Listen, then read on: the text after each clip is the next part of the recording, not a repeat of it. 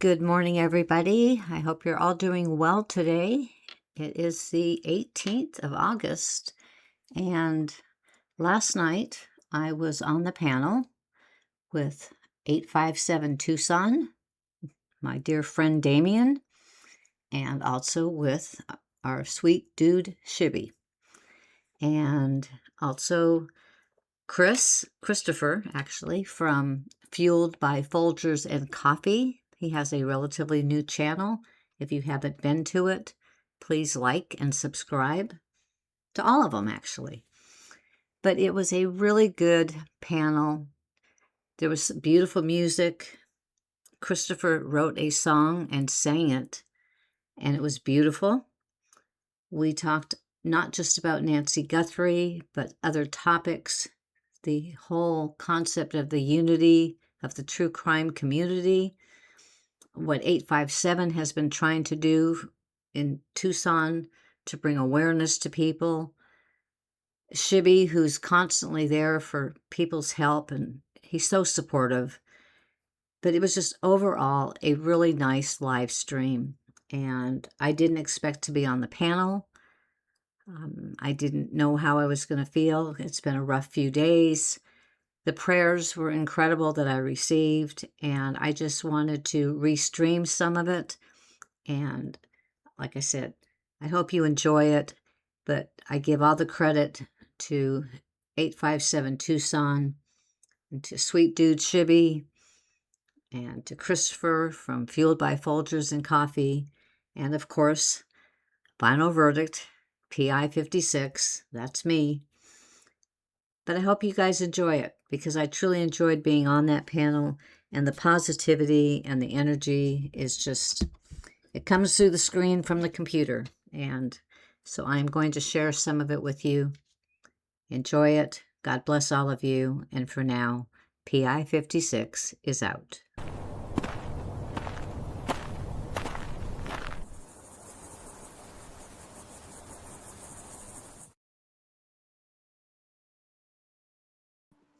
Welcome in. Just getting started. But before we get started, come on in, get your comfy spot. We got some interesting perspectives to look at tonight. Be right here. We're just waiting for Shibby. He's coming in to add a little bit. We're having an open panel too. Here we go. This is a new song while everybody's getting comfortable, ready for the show. It's called We're All a Part of the Adventure. So hope for Nancy. We hope today was better news, but we'll get into that. But here's a song by Adventures with Angela. I'm gonna put the link in the chat, so then you can follow her page, and then also maybe like this song. Here we go. I'll be right in there.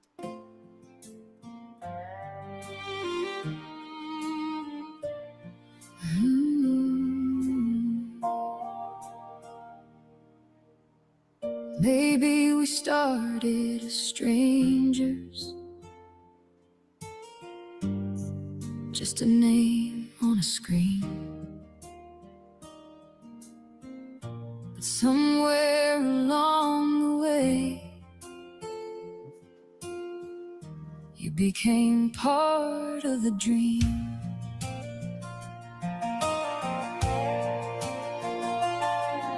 I share a little piece of my world, a redneck retreat adventure, a Walmart parking lot, fireworks stand, songs that come straight from my heart. Some moments make us laugh, some moments bring a tear. Sometimes I write for the missing, so their names can still be heard. Sometimes I honor a life, a person extraordinary and true.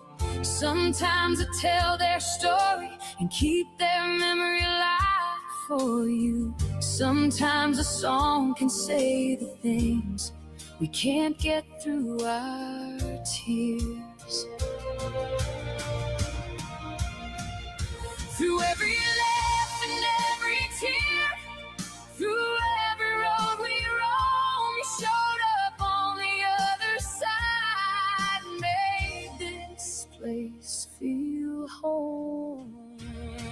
So here's to you, my YouTube family, every single one of you, for every like, every comment, for everything you do. You're not just numbers on a screen, you're the reason that I stay. And wherever this adventure leads, we'll take it day by day.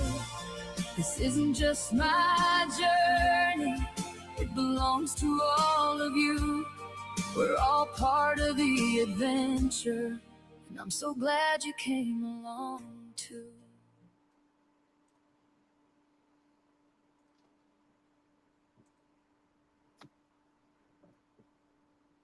Welcome in, Mr. Shibby.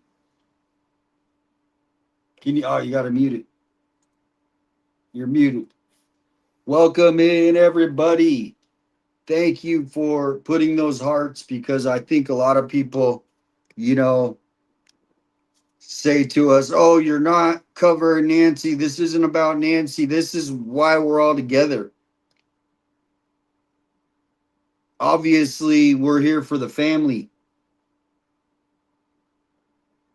but we're also here for the community. A lot of people wondering what the heck is going on. Why are the authorities, specifically since Sheriff Nanos is in charge, is leading the public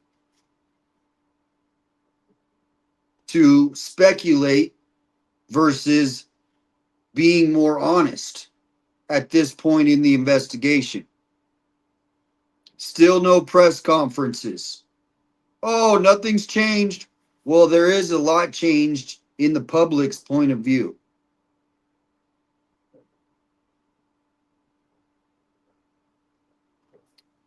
So, yeah, but I'll back to, we're waiting for Shibby. He's getting in, but if you want to come in a little bit, feel free. I'm going to put up the link. But let me see who's in the chat. Thank you, Kathleen, for the $4.99 super. Says good evening. Thank you for bringing awareness. Now we got some of these photos I'm going to pull up.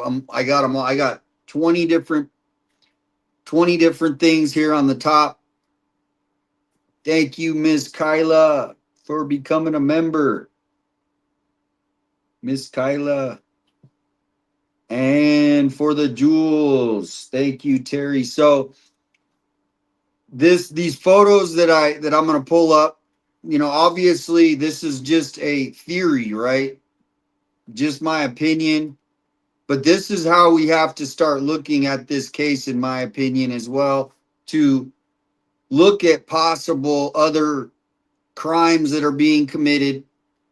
And hey, could that suspect maybe tell some information, or it could lead to the suspect? Because do you think this guy just went away?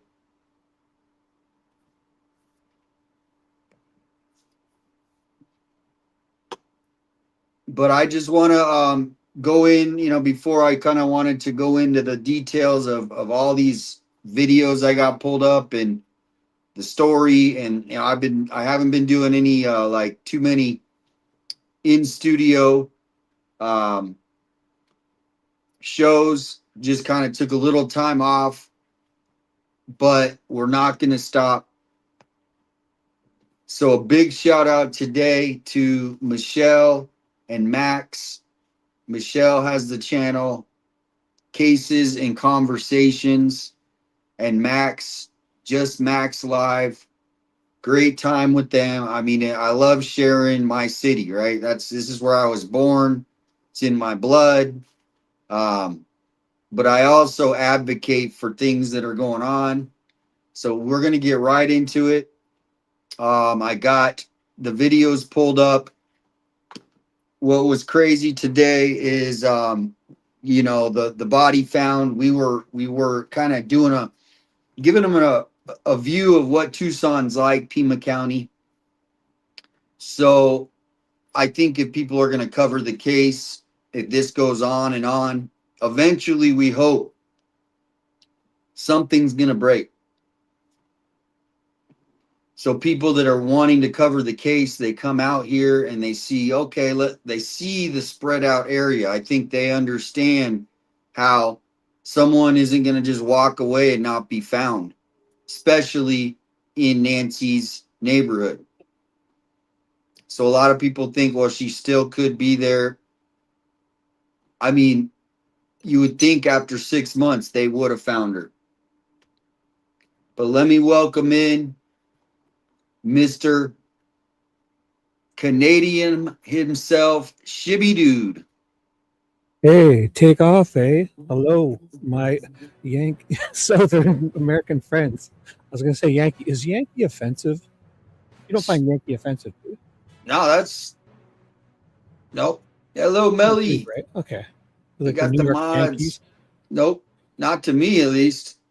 I was picturing that song being a little longer, and I was waiting for my kettle to boil. So, hello, everyone. Yeah, Thank there you was one for having comment me. that did it. It's just somebody said, "Hey, I'm not really like a big fan of the songs," and I get that too, right? Because it's like 50-50. A lot of people like them, but a lot of people could like do without them. So I just figured we're gonna play this at the end too, like the full thing. Okay. But instead of like putting a 5 minute song on, normally songs are like 2 to 3 minutes. So I just let this play through minutes. I put the link in the chat though, so they could kind of go and just subscribe to her channel. I totally love those songs. Angela, awesome work, and to Michelle and Max. Thank you for an entertaining day, and you also, especially you. Thank you all. It was an amazing day. Yeah, it was an adventure. That's all I gotta say. I mean, it was like we didn't know what to expect as far as especially craziest thing is I look over Right. and just imagine you're on a highway. Okay, I know we were at the scene of the body, right? But I don't see any other local news there, right? There's no other local news. They eventually made it there. But I look over and I'm like, dude, that's the guy, like the head dude, like not just some like worker for CNN, but like the head dude, like that they go to, like when big stories break. And I'm looking down the road on the highway, and I'm in the middle of Arizona, and there is Ed Levendera. That's who it was, eh? Yeah, I mean, this is like the guy, 7 p.m. breaking news. This is who CNN's going to. And he's sitting there, and I go, is that Ed? And me and JLR are looking at each other like, holy smokes. And so I don't know if you saw, but then I walked over there and me and Ed were just sitting there chatting. I go, what are you doing here? He goes, you know what? I'm on vacation, and they told me this body's been found. And so here I am. And that dude's out there on vacation. So shout out to Ed Lavendera. And actually, a lot of people don't like CNN, which I don't really have an opinion because I don't watch them anymore. But they actually did a pretty good like piece on like the Nancy Guthrie case, the community. So what do you think about CNN being there? I think they got there late. I think you guys beat them there. You followed the sheriffs there. Good as CNN. Yeah. They have nothing on you guys. They're horrible. Puh. I spit. I pity CNN. They have nothing Well, on you. I think there's room for everybody. I know. Now, beat 'em there. the local news who wants to do like hit pieces on us, but like the reason, like we can't just have like obviously, what I'm thinking is they're not, as bad as they used to be, but I don't know. Maybe they're trying to like be a little more neutral, but they were neutral to us compared to everybody else. That's all I'm saying. So I don't know, whatever that's good for. Definitely.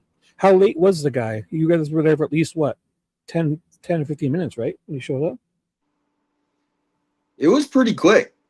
But see, here's the thing: is I don't think he got the information from us, because Josh Ruiz from Fox, who I met, and he's a real cool guy, and he came, or he was posting about the address, and so people follow him. Everybody kind of knew it from him. He was the one who was breaking it. So what he said is, I mean, he wouldn't have been there if he wasn't, like, I guess, pretty close. So he just said, I'm gonna go over there. But this is the article. Are you in the reading mode? Do you got your glasses? Yes. Always in the reading mode. So this is let's do it. Oh, you got to zoom that in if you want me to read it.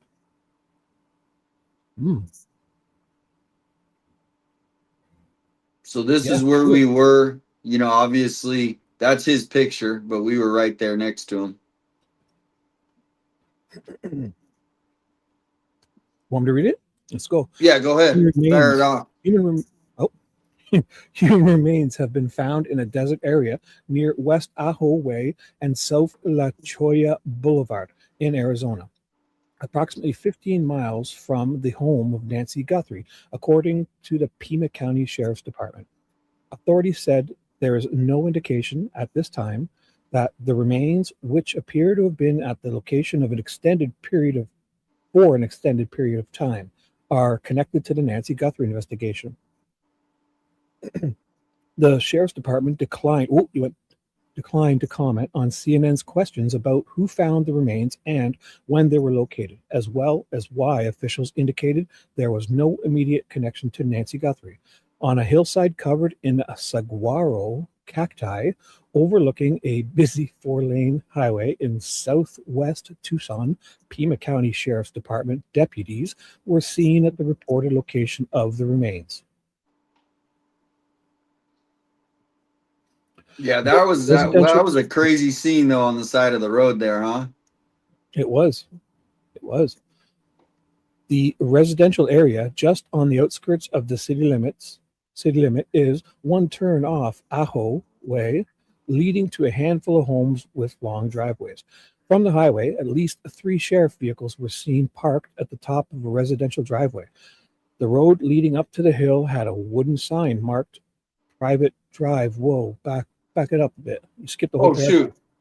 Although there didn't appear to be a large law enforcement presence, at least 3 deputies could be seen hiking up into the hills of the northern batch of homes. Okay, one.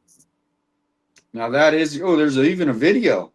I didn't know there was a video. NBC Today show host Savannah Guthrie's mother, 84-year-old Nancy Guthrie, vanished from her Tucson area home on February 1st. She was last seen on January 31st before she was apparently kidnapped from her home in Arizona's Catalina foothills without her phone or critical medications. Investigators have no leading theory about a motive, according to a source. Okay, pause it there. What? Pause. I mean, to me, don't we have a theory? I mean, haven't they put out the theory? I mean, why are they saying there's no leading theory? The leading theory is she was kidnapped for ransom. What the heck kind of report is this? So now we have no leading theory about a motive. Well, they told us that the ransom notes were real, I thought. They were going on those, they're trying to make us believe that at least. But here they're saying there's no, to me, is that a leading theory? I mean, it's pretty soon. It's too soon to tell. I think Nanos needs another 6 months to come up with his story. I'll give him another 6 months. Yeah, Ms. Butterfly, the shirts are coming soon. I promise you. What happened is, I don't want to get like the mod has the shirts, and she had a family emergency, and we're just a little delayed, and then I had family coming in town. So what I do with the free, and so yeah, I'm totally, they're all ready to go though. I just need to meet up with her tomorrow. So I will. She has barely even been in the chat because she's been so prayers to her as well. Because but thank you for reaching out. And I'm finally back to normal today because I tried to check out. It's hard for me because I do I'm, I don't want to say I'm like a workaholic, but I'm passionate, right? So it's hard. You got to really take a break, right? And then that can be hard for some people. So thank you, though. I'll definitely, if you want to send me an update email, just saying, hey, I'm just checking. You probably did. So let me get those out within the next day or two, and you should have them, I would say, by Friday, latest Monday. So thank you, but welcome in. We're going to get right into it. So let's finish this, and then I got these photos that, I mean, I don't know if you saw the thumbnail. I did. So what is your first impression there? It was such a great thumbnail. I took it and used it for my own. Nice. And Very I nice. didn't really look at the guy though, because I've been resting. Oh yeah, I know you've been pulling. You're pulling a double full nighter, right? Yes, Double. yes. It's more definitely going quantity versus quality today for Shibby. Well, we're gonna get your link put out here in Okay. just a minute. Thank you. And shout out to a couple people. We got the criminal couple in the chat, Trav and Lena, Oh, the great together. mods. I've been seeing one Melly. or the other. It's good to see them together. Earlier, I got kind of we're gonna get into it, but I just want to tell everyone, even though these channels can be hard to build, right? They sometimes it can happen quick, right? As far as like getting it monetized and being able to go live is even just one thing. So, but just don't get down on yourself. Okay. I had an email and it was heartbreaking, right? And that's all I'm just gonna say. I'm not gonna get into it. Maybe we'll do a stream about it, right? To help lift people's Yeah. spirits up. Cause it Or can be some frustrating, right? I went through years, um, you know, just like everybody. It's just the way it goes. So the main thing I'm trying to just be there for people that are like maybe feeling down for whatever reason, because it's not lining up like they have like. So what I'm just saying is keep your head up, stay determined, but the main thing that people um you know will be there to support you. Just remember, it's definitely you got to keep yourself motivated and not get down, because it can be easy to do that. So, but thank you for the email. I'm here for you. Anyone who wants to, needs advice. What can I do? How can I help? Hey, I'm learning too. I'm not some, genius at this or anything. It's just we're all in this together. So shout out to everyone. We got your backs, and keep focused and just stay positive. So that's my positive thing for motivational right speech for now. the day. You lifted me up there. I was going to quit. I'm ready to continue. There we go. That's it. Scroll the page and I will. Yeah, there. Just kidding. Yeah, everyone, don't get frustrated if you're starting a new channel, just keep at it. Sometimes it feels like you're speaking to nobody, and then all of a sudden these wonderful people pop up in your life and you just roll Yeah. with. And I love giving people advice. Not that it means anything, they take it or leave it. But if you have like, hey, what could I do versus I'm gonna give up, because I'm gonna give up is like hard to work with, right? Because that's a mentality, right? So the main thing I'm trying to say is if you ever have any like questions, some of it I might tell you to go like, just like I learned, like go to Chat GPT and just ask it what you want, because it's a lot smarter than me, I'll tell you that. But as far as like ideas for your channel, these kinds of things, is just stay creative, but also, um, just think outside the box. Meaning, if you're doing shows like in the house, in the studio every time, maybe do a couple a week, like from your city, right? Because we want to know, hey, how's your city doing? What's going on in your city? It doesn't have to be breaking news. It could be, hey, look at this beautiful park in my city, right? And there's a beautiful sculpture here. Look. And look, it's just a video. Well, you know, people see what you like. Maybe it's something else. So that's my piece of advice versus like trying to help people stay positive. You know, you can also use people as court cases. Like with that Delphi case, the first 6 months, I read every single document for 12 hours a day for 6 months to sometimes 10 people a night, all night long. So find a good court case you like and sink yourself into it and get on the documents and watch the trials from start to finish. And it's always a good bonding to come together with people and follow a case from start to finish. So that's something I Yep. Funky Monkey Junkie Vegas. So, oh, that's a great Fin fan. Leslie Kim. Kim's in the chat. Did we finish Vicky. that article? What's that? Did that article finish? I don't feel like it No, did. no. I just Okay. I'm missing so many of these chats. I feel so bad about No, it no. because I didn't mean to. I no. don't mean to continue push you. There you go. In July, almost 6 months after Nancy Guthrie went missing, officials released the full contents of a ransom note and a follow-up letter addressed to Nancy Guthrie's family that claimed she had died in hopes of generating new leads on her case. Investigators also continue to run lab analyses on DNA found at Nancy Guthrie's house. Savannah Guthrie, whom continues pleading for information through social media posts, and her family have offered a $1 million reward for intelligence that could lead to Nancy Guthrie's recovery. The story's been updated with additional information. Well, interesting. And you can get yourself a printable chair yoga guy here. I noticed that. Yeah, be perfect for me. Yoga in a chair. Did they make this for me? No, see what you need. They need to change this yoga in a lazy boy. Yes, if they can put that in a recliner or actually in bed, I would love that.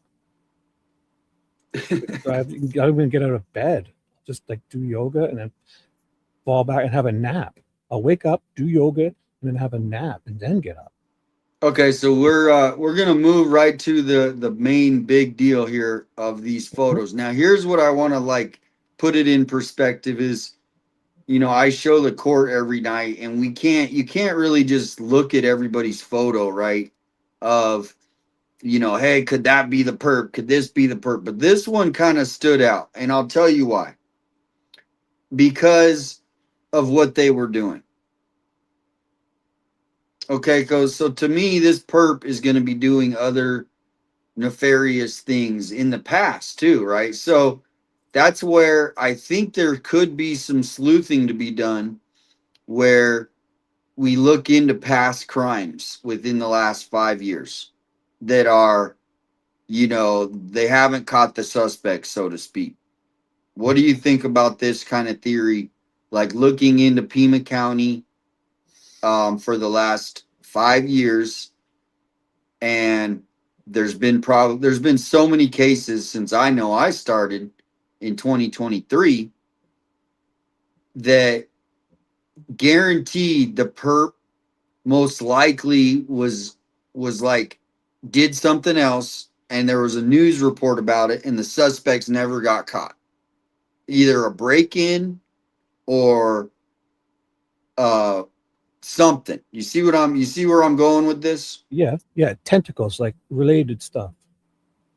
So I don't know what it could lead, but it could lead to, because I know the authorities do get it somehow. They get the information from these YouTube shows. Like somehow, if it's good enough information, they will get it. There's people I think that watch the shows that know people that, so that's where we're going to jump right into it now. I do have a bunch of stuff to go over to kind of, now everybody is presumed innocent, obviously, until proven guilty in a court of law. But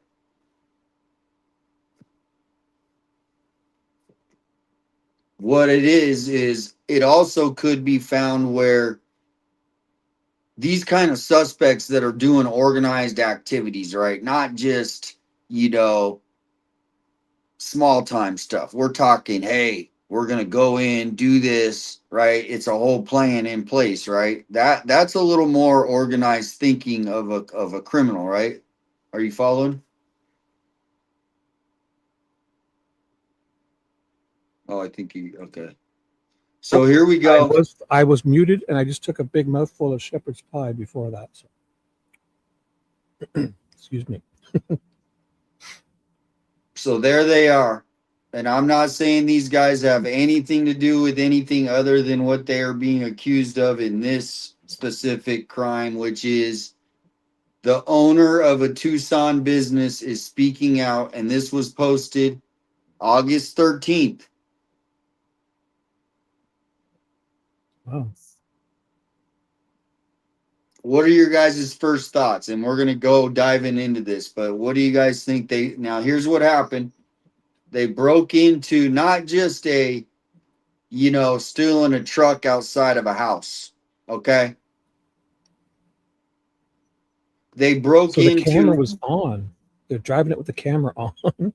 They don't even know it's on. Yeah. So they must have this camera must have this is exactly the camera must have snapped this photo, then they probably tore it down or something. I don't know. It's probably one of those cameras that's motion start, and they probably just didn't think it would, you know, it's on the dashboard, but if you don't turn it on, they're probably thinking it doesn't turn on. But a lot of those cameras now start recording once there's motion. Could be. What's the chat saying? No, I'm They don't saying even the look like guy they know on the it's there. left.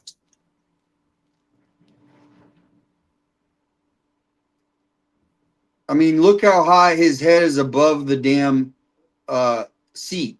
I know my head doesn't go that high.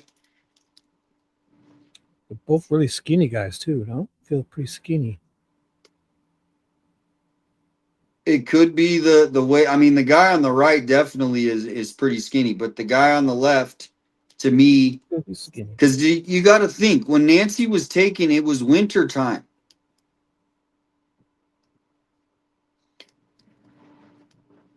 Now, I'm not trying to make this guy the perp. He might be too skinny, but here's the deal: is there's people that are operating these kinds of activities. It could be they could know somebody. These are the kind of people that need to be questioned all over the city of Tucson. But when this happened, and obviously when people are doing meth, what happens? They just start stealing stuff. Yeah, even No, the I mean, tiniest. what happens to their body? So They get February, skinny. Yeah. 6 months ago, right? Maybe he gets addicted to something, and he's a little more chubby, right? And then all of a sudden they start doing something, and all of a sudden 6 months later, they're a lot skinnier. You see what I'm saying? So Right. his body type 6 days ago is not necessarily the same body type, and you guys saw that with Luke Daly. People said that he slimmed down before his so I'm just saying that the body effects he could have been, but that guy looks tall. Look how high his head is above the seat rest. Mm-hmm. This is a They big feel truck. like Now brothers. let me show you guys the Are they truck. brothers? It feels like brothers to me. I don't know. It could be Right. that, or they could be like high school, like friend. You know, they met each other in high school. Felt like they're brothers. Feels like it to me. The guy on the right would be the older one who looked a little smarter, and the guy on the left would kind of be taller and bigger but younger. The younger brother, I'm guessing. I feel it. That's no. I'm just guessing. So this is now. Here's the thing: is this is from August 13th. So we're gonna watch kind of when this story broke. Now, real quickly, I'm gonna just pull up how close this is to Nancy's. Now, I'm not trying to like put these guys in like, hey, they could be. I mean, I don't know, but what I'm saying is there's operations like this. This is a two-man operation. It gives you an example of what we need to be looking for, what the authorities, not we, because we're not searching exactly, but what the authorities, I think, should be looking for. This is an operation. They went out, they went into a yard. Okay, let me just put this where they went and stole this truck. Truck has got a lot of stuff in it too, eh? Looks like something moving. Maybe they packed it up. I don't know. They just took it. Yeah, so we'll get to what happened. But real quick, I'm going to show you how close this is to Nancy's house. And you remember I did some of those streams about, okay, Nancy's up here is not that. Remember those crime maps I showed you? And they had like different colors. Yep. Okay, so guess where the truck was stolen? You see my mouse? I do. This is where the truck was stolen. Guess where Nancy's house is? Right here. Wow. How far is that? What, five blocks? 4 blocks? 6 blocks? Well, I would say it's about a 7 to 10 minute drive. But this is what I'm talking about, is there's these operations. Now this whole area right here is a massive, like probably the highest crime area, top 3 at. And have you heard anything from the Tucson Police Department that they're working on the Nancy Guthrie case? It's all Pimacounty, right? Right. But then this is where these groups are operating in our city, just like this. Now these guys are probably not the perps. I mean, but it's a way to look at, how to narrow this down. Okay, so say you got 10,000 people that all look like the perp, right? You could be like, oh, he looks like the perp. But how do you narrow down that to more of people who could be more likely, right? How do you do that? How would you do that? How's it? How would you do that, Shibby? You would go to the city and find criminals that are linked together. I don't know exactly what you're asking. What are you asking me? No, I hear you. I put you on the spot. I wasn't. Yeah, exactly no, sure. I put you down. I was thinking about it. I was like, can I bullshit my way through this? No. No, so no, what I was saying is if you had 10,000 people that just randomly, right, that you had to possibly rule out as suspects, how would you rule in and rule out suspects? What would be your process? How would you rule in and rule out suspects? So like your goal is you have 10,000 photos in front of you and you need to narrow, and you have all their names, you have their whole background, right? Okay. How do you narrow those 10,000 photos, right? We got prison, maybe you got 10,000 prison photos. Okay. Physical and you're description. Well, let's not say Physical prison. Let's just say random. How do you narrow it down to possibly the top 500 that could have done it? Physical description, motives, means, and what is that other one? Possibility or something? Like who was in the area, who was in town, who fits the description. There's physical description for me is number one, I think. You got a video of a guy. Yeah. But say you don't have a good video and it's kind of iffy, like we're kind of like we could put a lot of people underneath that. I mean, people were putting the freaking sheriff in there for so right. You know what I mean?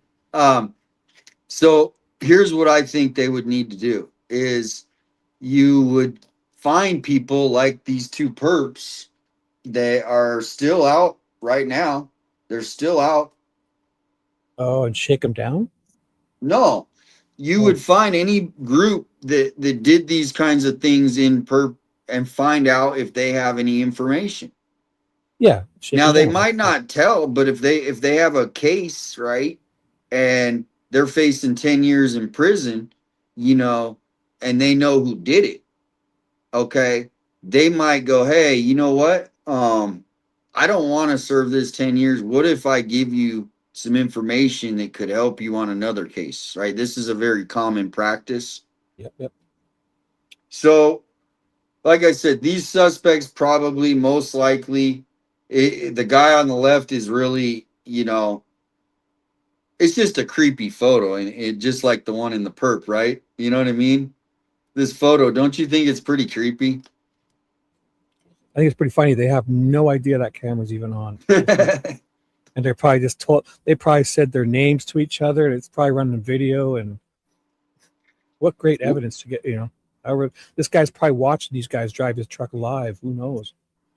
No, and it's not really a snitch, okay? Because the thing is like a snitch would be someone that's like, you know, trying to, you know, rat someone out, I think, to, you know, hurt them personally, like because they have a personal connection. But if someone's Traded. kidnapping a 48, an 84-year-old woman, dude, I know even criminals, like the hardest criminals in the world, would want to snitch on that guy.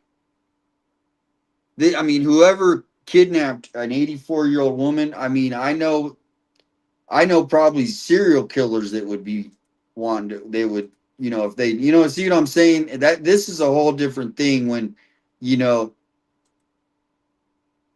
frail Nancy Guthrie, just the sweetest woman. Everybody, you know, loves her family, beautiful. She's got granddaughters and grandsons, I believe. So I think anybody would say, but that's how this, I think, could be solved, is they need to look into perps that have had questionable, like, arrests in the past, and just see what they know, who they know. Because there is a $1.2 million reward. And if we could get somebody to just give some closure to the family and the community, then that person could also go do amazing things for their family, right? Yeah. Like, what if you knew who the perp was and you were just given $1.2 million, what could you do for your life? And I hope maybe somebody who knows the perp is listening right now, and they're like, oh, you know what, you're right. What would you do if you got that 1.2 million? Get a new car, new Corvette. A white one, right? Definitely. No, I'm just I kidding. honestly, I do like the white Corvette. I really do. I think at my age now, I would just like get a nice piece of land and just maybe build a home and disappear into the sunset. At this point, get a tent and just live in the woods and spend the other $1.19 million. Pay my debts. Yeah, and that's the thing is, I mean, I was just kind of leaving, you know, a little bit, you know, to put it in perspective of how much freaking money that is. I mean, especially somebody in these criminals, that's life changing. right. $1 million. Sure. So how do we have? Well, I guess I say is Leslie said she would take me on a cruise. Nice. I'd hope whatever the person did, cruise. I'd hope they would take advantage of this opportunity to lift themselves out of whatever situation they're in. Maybe get a home, buy a nice cheap whatever's a small little house, and get back on life's track if they're up to no good. Could change the whole life of all their kids and whole family.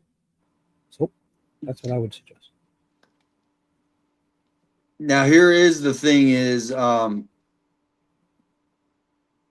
Strawberry Rain says that's a good point. I think it's a family that did this and refused to snitch on each other. And that's where you know, it's a good point. It could be a family or cousins, right? Cousins. Okay. There's lots of things that happen like that. Cousins. But that's where I think though, if this does, because a lot of people are asking, and let me know in the chat what you guys think. Maybe I should run a poll. Do you think this case, and this could be just yes or no, do you think it will be solved, meaning we'll find the suspect? Maybe never find Nancy, but so I'm talking specifically about the suspect. Yes or no? Do you think they will in the next in your lifetime? Let's just say in your lifetime. So that's open. Or will they find the suspect in your lifetime or no? Yes or no? For me, I believe yes. I believe before the end of 2026 is up, they're going to find someone, and it's going to just start. Once we start getting into the court filings and details of anything, it's going to just start snowballing. My hope and thought, feeling. Welcome in, Monica, Tammy. But this is a good point. Marsha, I like how you put this. Do you seriously believe that Sheriff Nanos is professional and capable of interviewing all of these individuals? I don't believe so. A lot of them probably work for him, in my opinion. Yeah, I mean, and that's just, I get everybody's, I'm down on Nanos too, but here's what I think is that I think there's a lot of technology that's coming out that they could get, like all the jail photos, right? From, you know, when you have your mugshot, or you could put in like all the cases of people that, you know, have done like break-ins, right? Because this was essentially, even though it was a kidnapping, it was a break-in. Okay. So the suspect could have broken in other places years before Nancy was taken. So here's how you narrow it down. Like we were talking about, how do you narrow these things down? In my opinion, like I'm just some dude on the street. I didn't go to any sort of, you would go in and like have the record search of like any violent crime, right? So you would start there maybe, and then you could narrow it down and separate it into different lists, right? Of like, hey, this person was accused of like going into a house and, SAing somebody. Okay, well, that's a whole group of people, right? Because they broke in. To break in, you got to have started somewhere. And I don't think it was at Nancy Guthrie's house for the first time. Let me know your thoughts. Well, I look at that home and I think if I lived there, it would be pretty buttoned down good. So I picture it being a worker who was in there within the last recently before this, leaving out a little window or something latched open, a window that you wouldn't really want to check because it's probably one that you don't open so much or something, or just leaving an entry, a way to get in, and or telling somebody or doing it themselves, or just telling somebody about it and giving them the address, Yep. So we're gonna get back to it. I want to play this. So what ended up happening, everybody, is we're gonna see here. Just want to get this, play this video of what happened.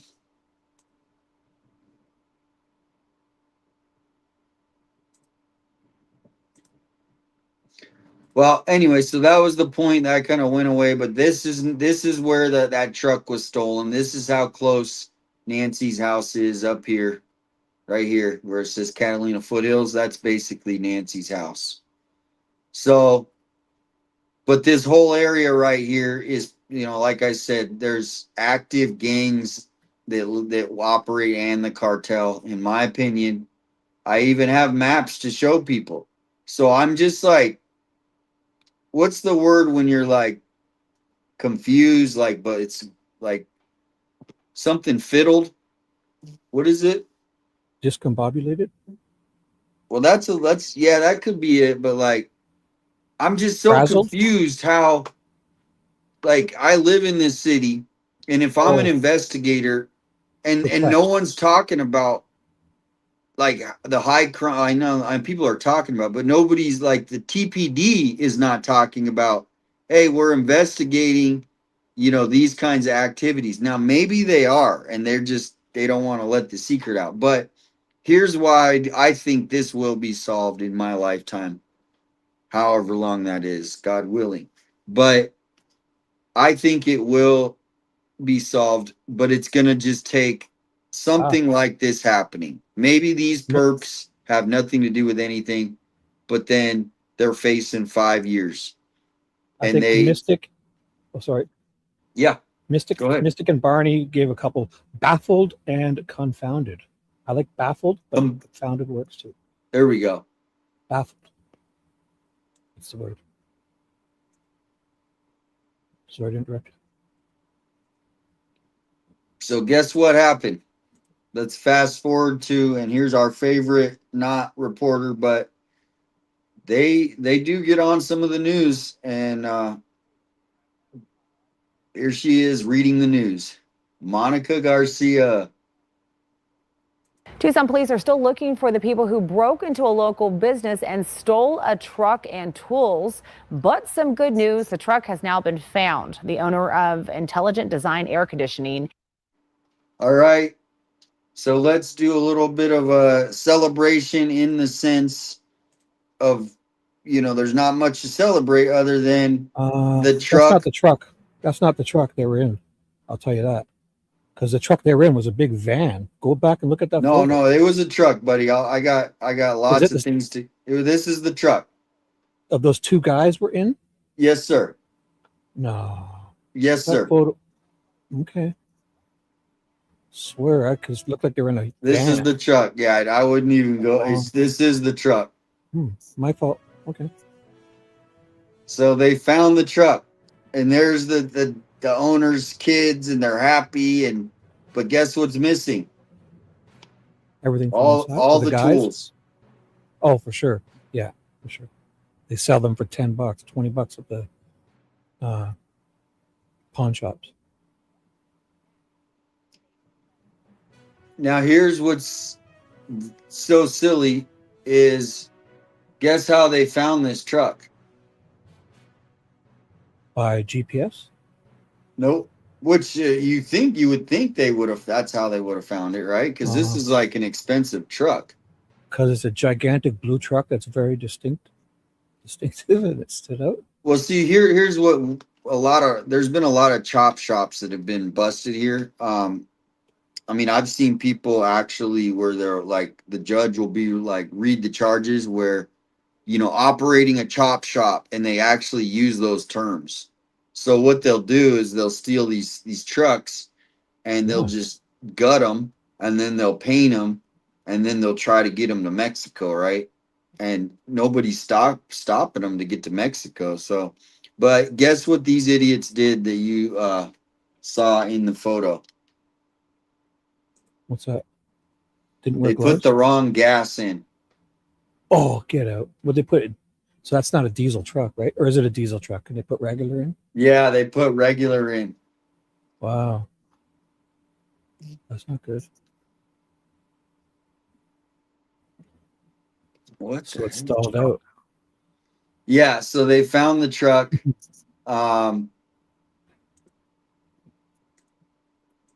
And Heating says it was found on South 6th Avenue after the thieves apparently put the wrong fuel in it, and it would not start. The truck. So that must have been, they must have had a paint job, and then it got stolen. Could have been a wrap. That blue is probably a wrap. Yeah. Safe, but the tools are missing. The suspects, they're also still on the loose. If you know them, if you recognize them, you're asked to call 88 Crime. You can. But this, like I said, these people did not just go into, like somebody's house, which is, sad enough, or on the street. I mean, they actually went into like a lot of some sort and broke in. I don't know how this building is, but, so the guy on the right, though, I think he could be on meth, right? A lot of people say the guy, on the perp, at the porch, you know, he probably is on some kind of drugs. And so 6 months ago, this guy could have been a lot heftier, right? Just imagine him a little bit heftier. And then it's winter time. So he might have had like a shirt under that jacket. But to me, the lips and just, you know, maybe they have more video because, like you said, this is probably like a webcam, right? Or some sort of, what do you Dash think? cam. This is a dash cam, right? I think so, yeah.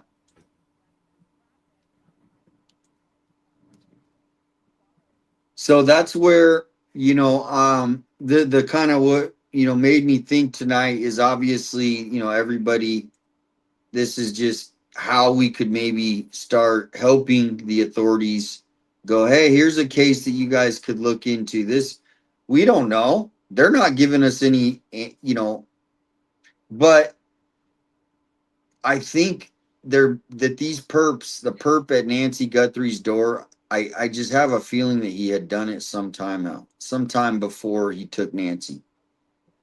So Porch guy wasn't a tweaker though, so it was just a different type of drugs he's on. well, he could have been on the white stuff. Yeah, like something that's not making you tweaker, but like probably like pain pills and stuff, but not the tweaky types. Well, the white stuff.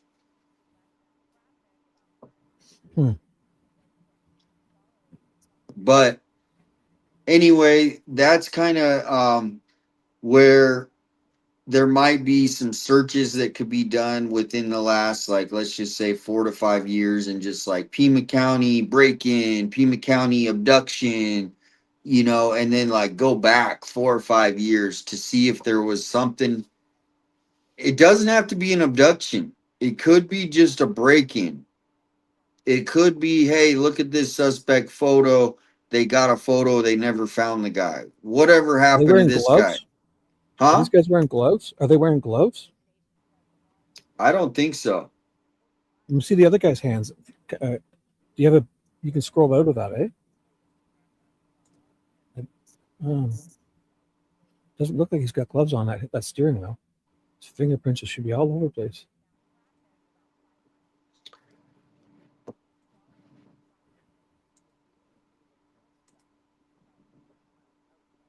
Oh man, I'm behind the chat.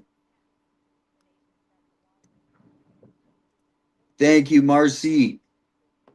Excellent researcher, very intuitive. Yeah, I mean, I watch everyone. I'm impressed with everyone else as well. So I'm just trying to help people because I know today in the car when we were with Michelle and shout out to Michelle and Max. I mean, a great time today. I mean, I love going on adventures, right? And so that today and then all of a sudden, next thing you know, we're on the side of the road. Could it be Nancy Guthrie's?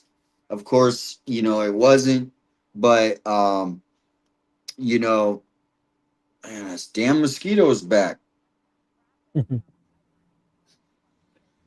So Welcome in. This view here is Fueled by obviously a fisheye Folgers. lens, so it's different. It looked like a Trying to van, but I catch can up see with it being a some of truck these. now. So You see the truck? yeah, like I could see it. It was like that's a fisheye lens. I was kind of thinking it was more like a long van and it was farther back, but I can see it being only a 2-door now, and this round fisheye lens makes it look farther back. But hey, Christian, what's up? So here's kind of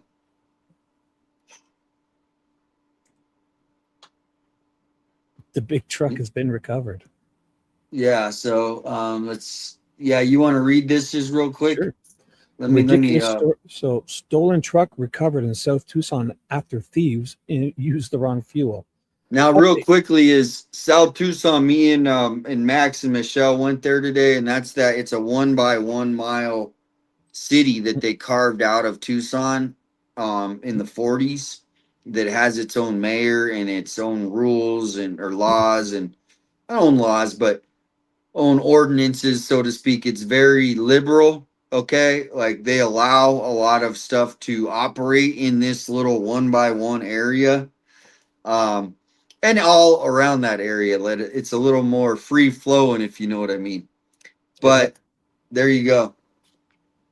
So update, the big truck has been recovered. Ridiculous story. A local Tucsonan spotted the truck in the middle of the night, early Friday morning, and started this whole process. So when they stole the truck, it was basically empty on fuel. It appears they may have been trying to make it to Mexico, but filled the tank with the wrong fuel, so it didn't make it far. It was found on South 6, unable to start. Our mechanic is a miracle worker, so he's trying to save it. Shout out to our employee, Jose, who thought to call our tow company we used to tell them to keep a lookout for it. And they already had it. South Tucson Police uses the same tow company we do. So when our local who spotted it contacted them, they called our tow company to come get it. Learn this lesson if your vehicle is stolen. Call the tow companies and start with Jim at Frontier Towing. He tows a ton of the vehicles the police find. Thank you. So guess what? To me, they had to take Nancy out in some vehicle, right? Most likely, right? Oh, for sure.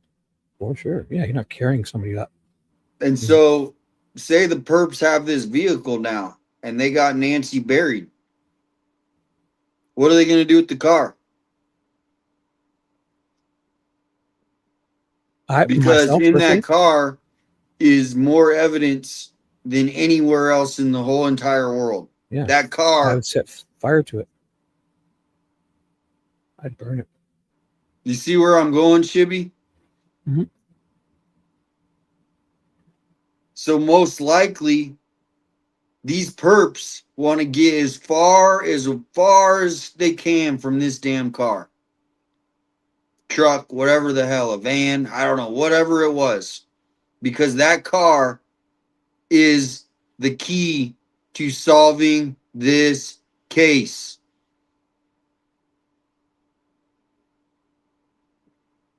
This car could be sitting in a tow yard right now in Tucson. It could be sitting right now on a way to go get demolished because it got burned.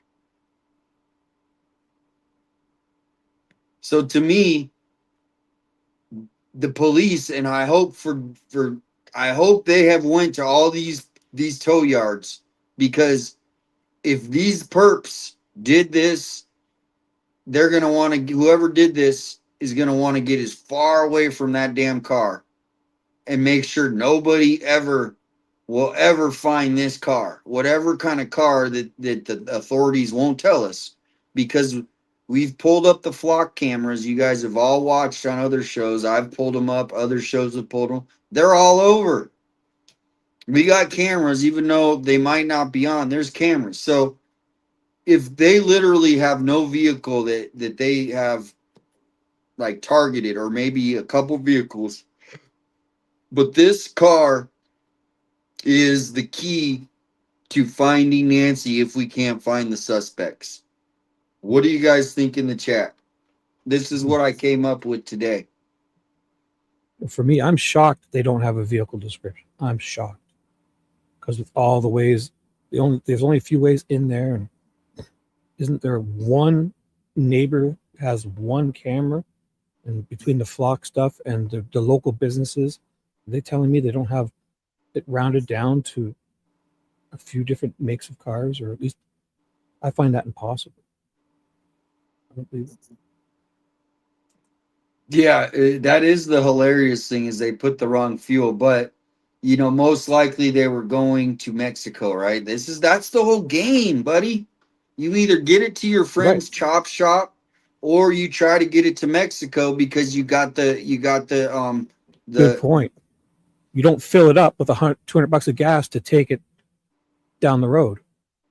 You go to fill up the gas to get far away. So they didn't plan on, they would have taken that truck as far as it went. or to Mexico. Yeah. If not, But they would just put in $5. Depends on how much gas they put in too. Who knows? but here's like, if I'm an investigator, which I'm not, I'm just some normal dude in America, right? Just you're just a no. I would literally be going to all these tow yards. Yeah, it might take me a week. Can they go look in these random cars that were picked up on the side of the road, maybe found in a ditch, maybe they ditched it down into in a ravine somewhere. But here, this vehicle needs to be at the center of attention. We don't have it, but we need to put pressure on Nanos. Why don't you have an effing vehicle? Why don't you have anything from when Nancy left the house? Nancy, thank God for Nancy having the camera, even though it didn't have a subscription. If it wasn't for Nancy, Sheriff Nanos would have nothing to go on as far as a perp photo. But now, once Nancy's taken out of the house, they have nothing. So to me, the vehicle, the unknown vehicle, which no one's really talked about, is the missing piece to finding where Nancy is, who did this, where's the damn vehicle. You know how much evidence is in that vehicle?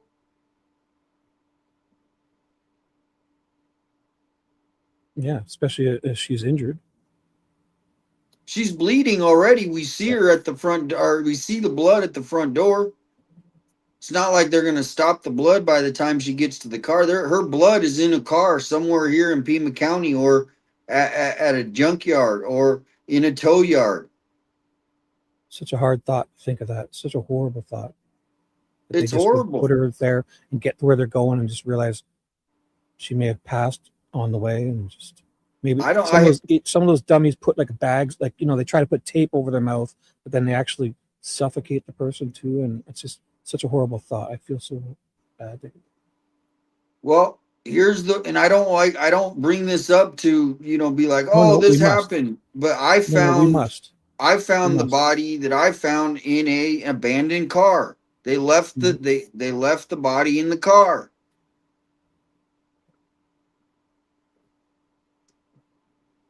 No, these are the hard questions we must contemplate. I'm not saying we shouldn't. It's just when you really think, it's hard for sure. Welcome in from Australia. But yeah, I'm gonna put the link in the chat because I'd like to hear. I kind of got what I wanted to say as far as like giving people a different, like, we're just like all kind of frustrated, like, where do we go from here? Well, now I think this is a thing we need to focus on, is all these different tow yards. Like, we might need to go look up the history, all the sleuths for the last like year or two, right after Nancy's too. Like, were there any vehicles found? All the abandoned vehicles that were ever found. Because here's the thing, the deputies they're just working 8 to 5, right? That's their schedule. Okay, I know they but they're not looking at every car. Could this be a getaway vehicle for another crime? They're just trying to get that damn car off the road. And then they want to get back in the car because it's effing hot. And when is the tow truck driver going to be here? Because once the tow truck driver's gone, the officer's hands are done. So they're not even checking these random cars. Yeah, you think by now they would have said what they've done in this area. Like, we've searched, certain type of vehicle, or just abandoned or stolen trucks. Or surprised we don't have a single description. Small car, big. Well, that's van. why I'm thinking this is gonna be the smoking gun in how to find these guys.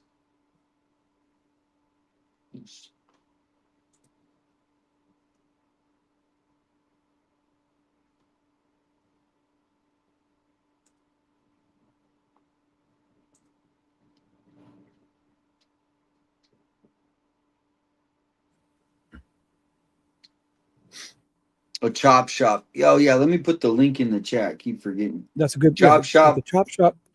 Well, go on. Like there's, I would just say that truck, right? If you get a hold of any vehicle nowadays, and they take all those parts off of it that can't be linked back, like without VIN numbers on it, they can make, they can use those parts, the catalytic converters and all the spare parts to fix, they use them to just fix other repair, it's like getting free parts to fix cars with.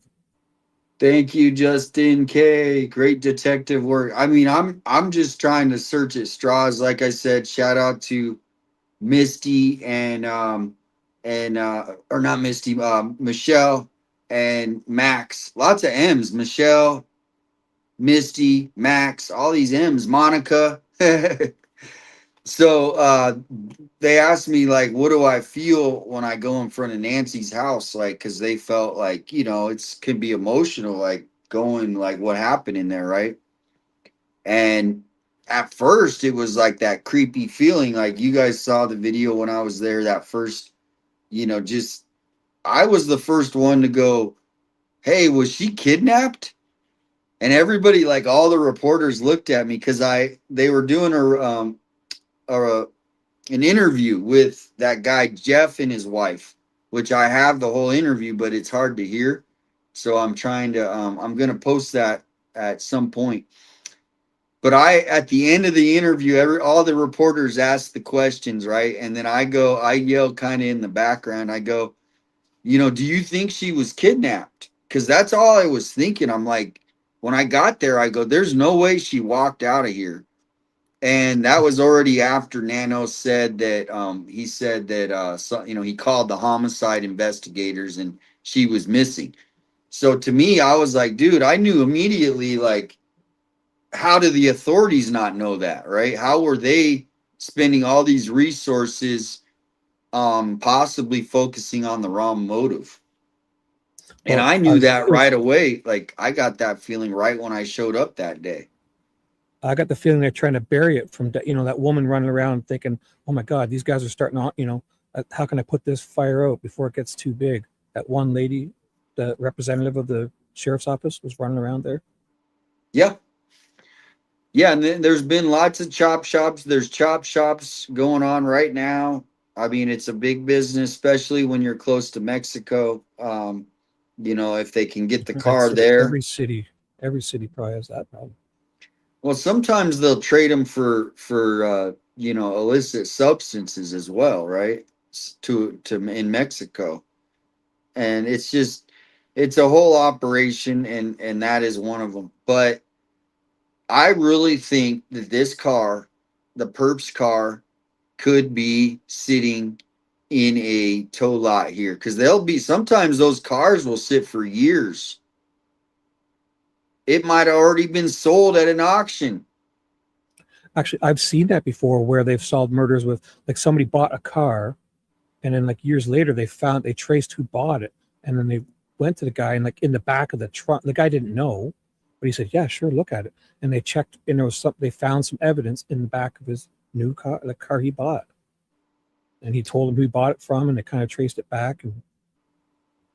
But that is so to me, that is the nugget that's going to solve this case, I think, because sometimes it's these weird little things. And so to me, him not having press conferences, well, now we can't question him and go, hey, Nanos, where are the cameras? Do you literally have no cameras from anywhere in your 9,000 square miles? Or any cameras on the flocks, or, like, we don't have access to the flock, but they do. And at 2:33 in the morning, the amount of cars on the road is dramatically decreased, right? Because most people are sleeping. So if you're out on the road at 3:30 in the morning, okay, you're either on your way to work, you just left your girlfriend's house, or Delivering a Big Mac to someone. Delivering Big Mac, or you're up to no good. Yeah. And I'm being very general. I know there's people that maybe are like, I don't know. shopping. A lot of people maybe go shopping, and I don't know. But what I'm saying is that it's very diminished. The people on the roads, we need to put pressure on Nanos. We need a damn press conference. The public needs to demand this shit. I mean, I'm telling you, we need to, however we're doing it, we need a press conference, and so we're gonna have to put it a timeline, just like that's the only way. By month 9, we need a press conference. And I'm not talking some release where they release some shit and go to bed. I'm talking stand in front of that camera and you face the public. That's their job. How can I be sitting here, just some random dude in America, and no one's talking about the car? Nanos isn't even coming out and going, "Hey, we don't have a car. We do have a car." We're have they looked?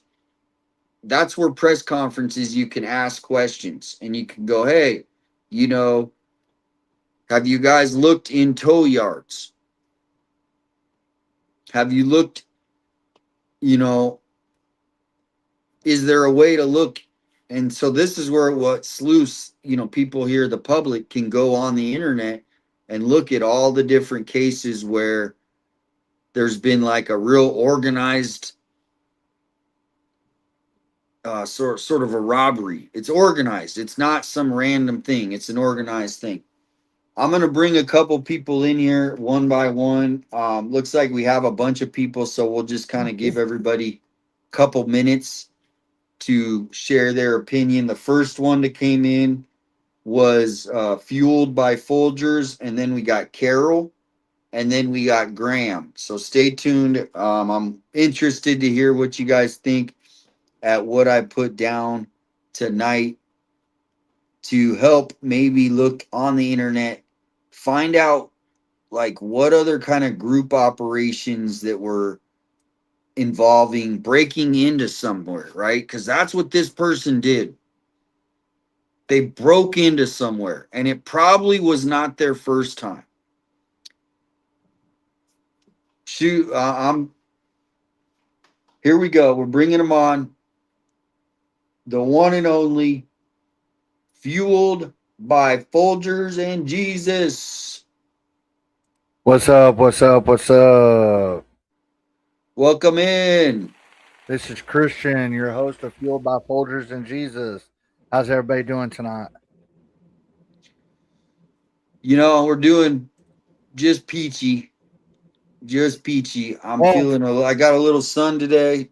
I see that. I was watching JLR stream and your stream when y'all went out there to where they said that there was human remains, and all that, and was following also Michelle and Matt on their streams too. So I was hopping back and forth, But so you show that picture of those two guys in the truck. The dude on the left, that's in the passenger seat, he looks like the guy. Okay, remember the video that came out with the dude with the two backpacks?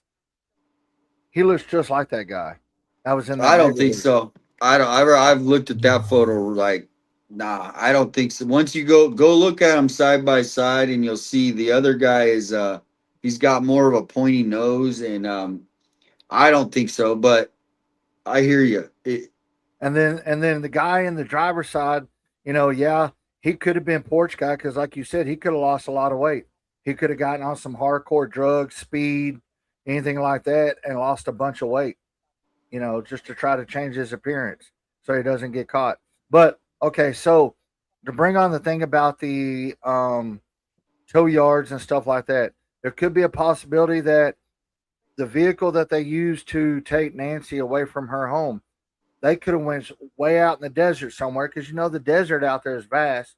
They could have went out there and burned the vehicle. That's what I'm saying. And they would never know until somebody's going by there and sees this burnt out vehicle. Or two, they could have went to Mexico and sold the car in Mexico.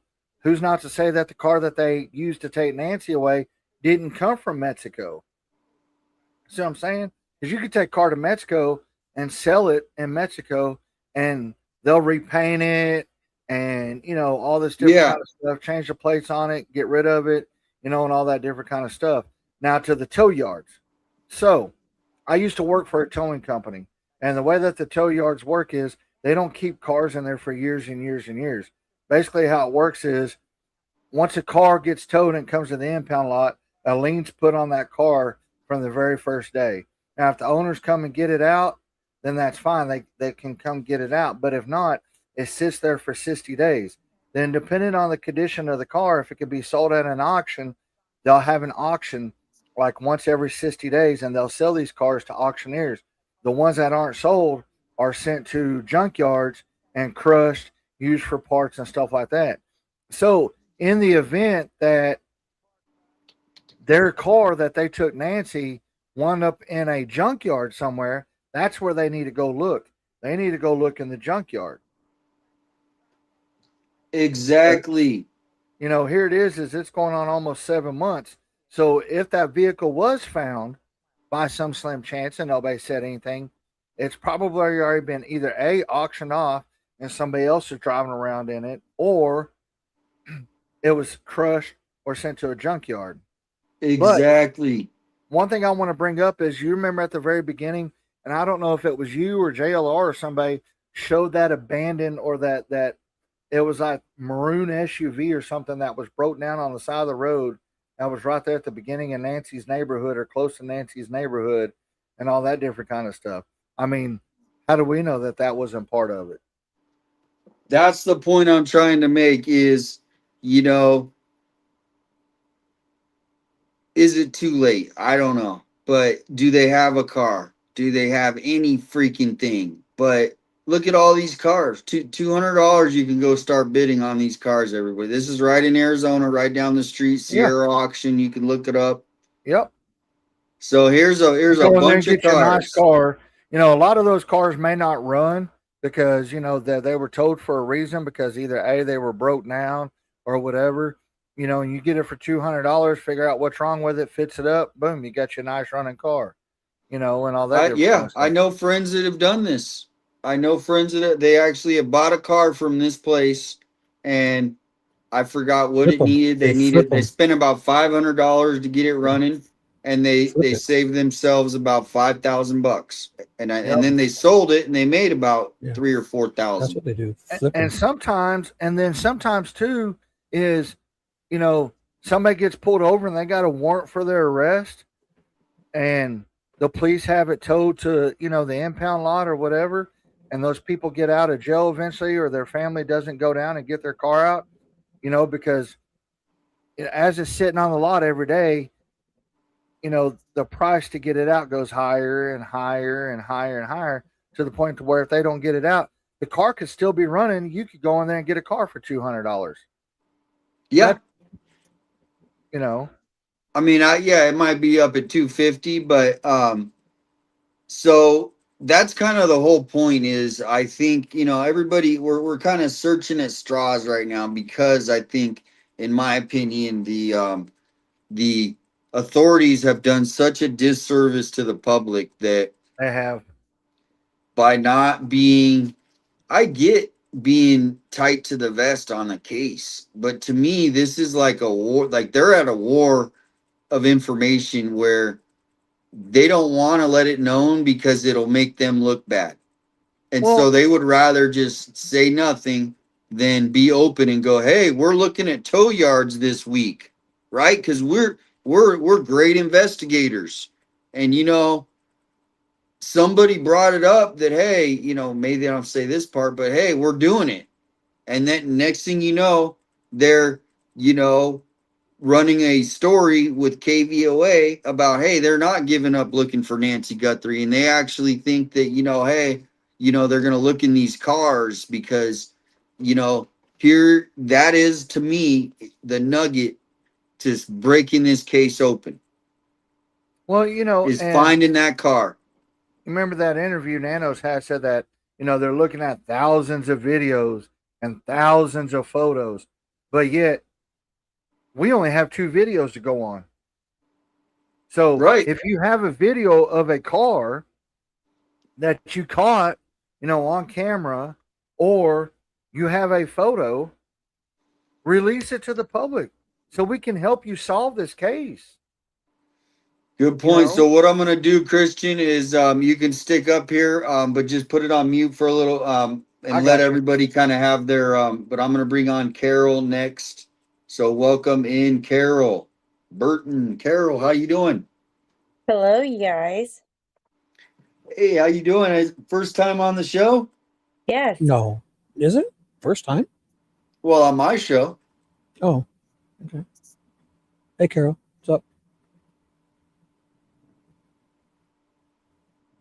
Yes, guys. I just want to let you know I've always backed all of you guys. I am just so confused by the pimacounty, sheriffs and deputies. Like, they don't have anyone's backs. Like, I don't get it. Like, Well, what's the most confusing thing? Obviously, I mean, I agree with you. I know Shibby and Christian do as well, just by what I've heard them say in the past. But what do you think? it's so confusing. Like, where I live, like our sheriff and our police department, they don't work that way. Like, What state are you in? If you don't have to say, but I'm in Ohio, honey, okay. and they just don't work like that. Yeah, and I think it's city by city. Every city there's has their own personality essentially. But you guys are obviously witnessing on a bigger scale because this is a bigger city that like bigger cities shouldn't act like this. I think like little towns might get away with it a little more with the good old boys network, but when you're a big city, you can't. You got, and especially with a international case, essentially. Well, What? and I get it. Like, I'm an hour south of Cleveland, Ohio. Okay, so I get like big city. You know Yeah, what I mean? And then I'm 2 hours from Columbus. So I get the blue, red, you know what I mean? It exactly. We get it. Um I'm just over the if you why can't we just like talk? You know what I mean? Well, what I've noticed is the public actually does have some pull, essentially, in getting the sheriff to respond. Right? That's what his job is. Like the old saying of "we the people," meaning they work for us. We have every right to call attention to them not having a press conference, not, basically going silent. Nano said, remember on that first press con, or it was like the second, he goes, right at the end, his public information officer come and whispers in his ear. And then he goes back up to the mic up and he goes, "Oh, yeah, I just want to let everybody know this is the last press conference." You guys remember that? Yes. Okay. So that's when this whole case changed from a normal case, and it was never normal, but okay, this feels normal, to completely wacko, like stuff. So that day when he said, I'm not doing, everybody was like, what the heck? Like, this is the biggest case in the world. And it was like still early. I could see at like the 2 or 3 month going, hey, we're going to not do as many. But that first month, maybe No, even month and a half, they need he them at least was once a week. no, he was out of control. Like like I know his brother or whatever was like passed away. Okay. Well, he should have stepped aside and let someone else do his job. Is is how I feel. Yeah, well, good luck with that. Um, I'm just saying. I totally agree. Totally agree. But any final thoughts before we bring up we got Graham in the ready to talk.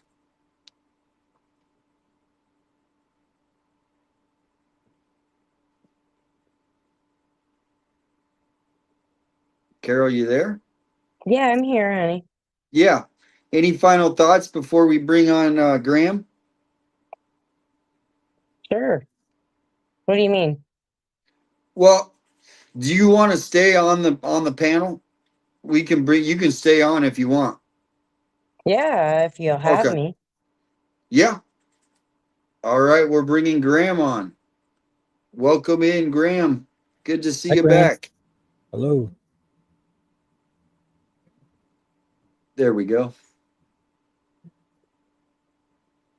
I think you're off mute, so you should be good to go. But if you can't hear me or hear us, sign in and sign back, and then hopefully Hey, it works. Graham. Do you hear us, Graham?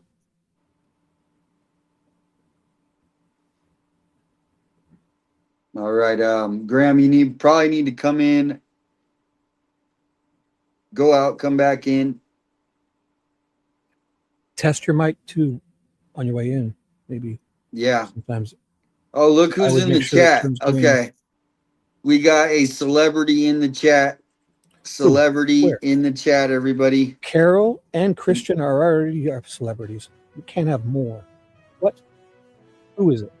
Reveal yourself. Oh my goodness. Who's in the chat? Thank you, Shibby. Somebody In the who chat, in your has. chat. Oh, let me check. I Let me didn't think. I just thought put you were it up saying here. calling in. Sorry, my fault. Somebody who has 118,000 subscribers, everybody. I see them. 118,000. Wow, I see them. Credence and Mikey. Hello. Welcome in, buddy.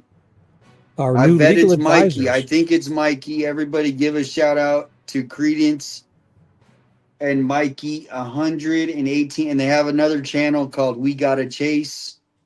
Hello. So there's their channel. Here's the link. Go give them a follow. Yeah. Hello, Credence and Mikey. Almost 4,000 subscribers over to give you a bump. Get on over there, people. Bump. It's always Mikey. And then, I mean, if you want a good laugh, guys, go follow both of their channels. They have another one called We Gotta Chase. And they just, I mean, sometimes you just want to go and laugh. I mean, it's serious stuff. They cover police chases and things like that. But go get a follow to Credence and Mikey. Shout out, Mikey's always on the comments, so you can say hello. And you know what? That's what me and a bunch of our mods, that's what we love. We try to make everybody laugh and have fun. We can follow, the chat and this and that. And we throw, links and all that. But we want to have fun. That's what it's all about. Yeah, and that's kind of to do this kind of thank you for stopping in, Mikey. But that's what it's about. Obviously, building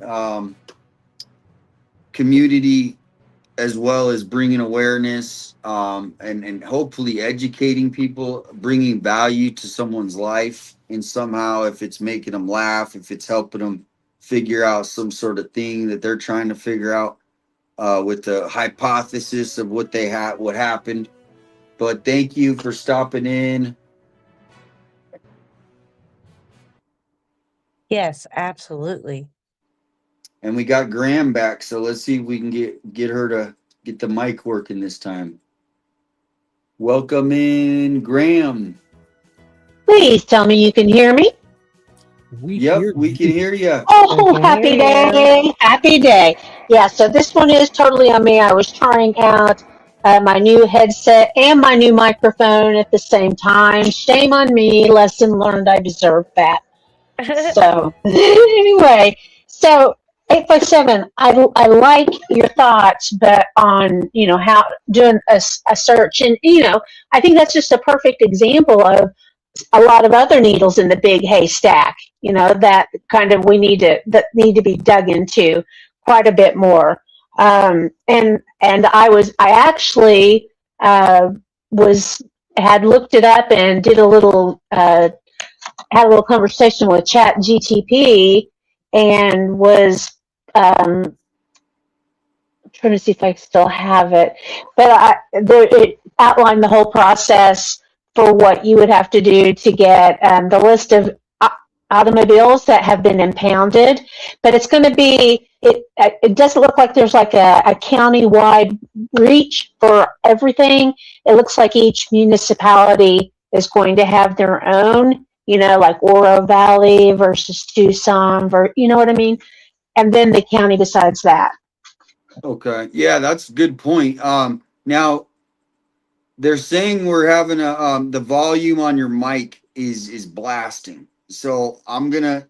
Is there anything you can do to do a little troubleshooting? I know what you can do, Graham. If you go into the StreamYard settings and make sure that the boxes are checked in your audio to do the automatic adjustment and stuff, that might help you out. Which box is that? It's one at the bottom? Yeah, you'll see in the settings of your StreamYard, that's probably right there on the screen. Like you'll see your little picture there. There's like 3 little dots. If you click that, yeah. It's crackling too, so I'm gonna let you go off. Just because a whole bunch of people they're turning down their mics, and sorry. So, no worries. We want to help you get it. So just find your settings and make sure you turn on all the audio settings, like turn on echo cancellation, reduce mic background noises, and the bottom one that says automatically adjust the mic volume. And don't have that third box checked. It says stereo audio. You want to try and come back? Yeah, let me try to make some adjustments and I'll come back. Okay. Make sure the default mic is the one you want. I have a question. Like, I look down and there's like 20 things that people are, commenting. How do I read those? Shibby, can you answer? I gotta just run to the next room for like I missed 4 minutes, so I'll be right back. And Christian, feel free to chime in as well. Yeah, I was just gonna say something before you took off. I made a song about all y'all, so later on I'll play it.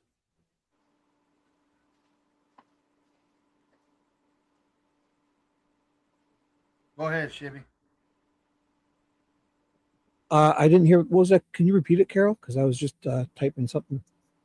I was just saying, like, there is like so many comments, but I can't see them. Oh, well, what it is you're looking at, we have 2 chats. So you'll only see the ones in mine if you're in my chat. If you look at StreamYard, all the ones that don't have the paperclip are Damien's chat. So when you look at StreamYard, it combines them. So if you're looking at StreamYard, only the ones with the paperclip thingy are for me, my chat. Does that make sense? It was just a StreamYard. So I was like looking, so I wasn't sure how to read them. If you go to the right, you'll see up at the top it says private chat comments. and recording. If you hit comments, it'll show the comments that is in the actual chat of either Shibby's or Damien's, and you should be able to read the comments right there. Right. Yeah. So maybe you're in the private chat if you don't see comments. So switch it to the comments, which will show both our chats together there. I just see StreamYard.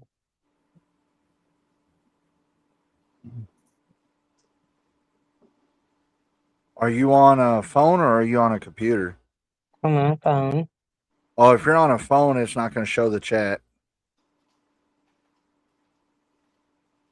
It's only going to show the chat on a computer. And that's fine. I was just seeing, like.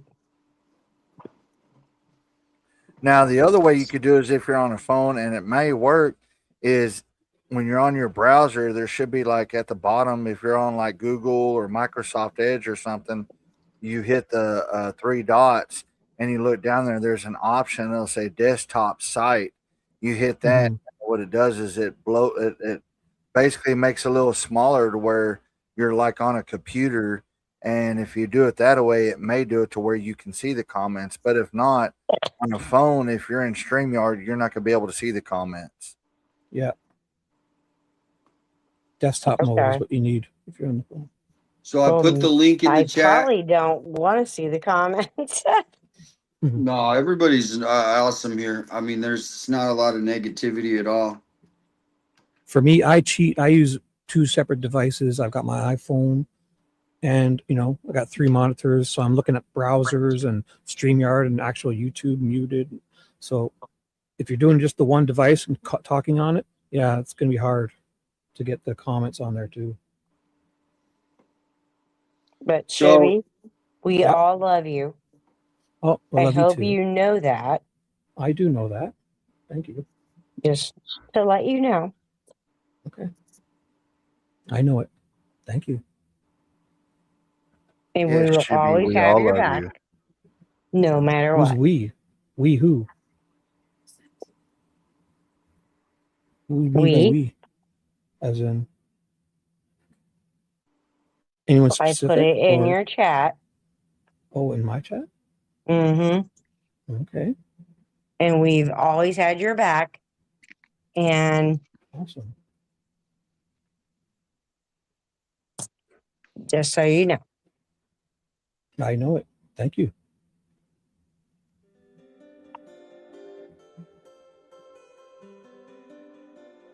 We've always had so much fun in your chat.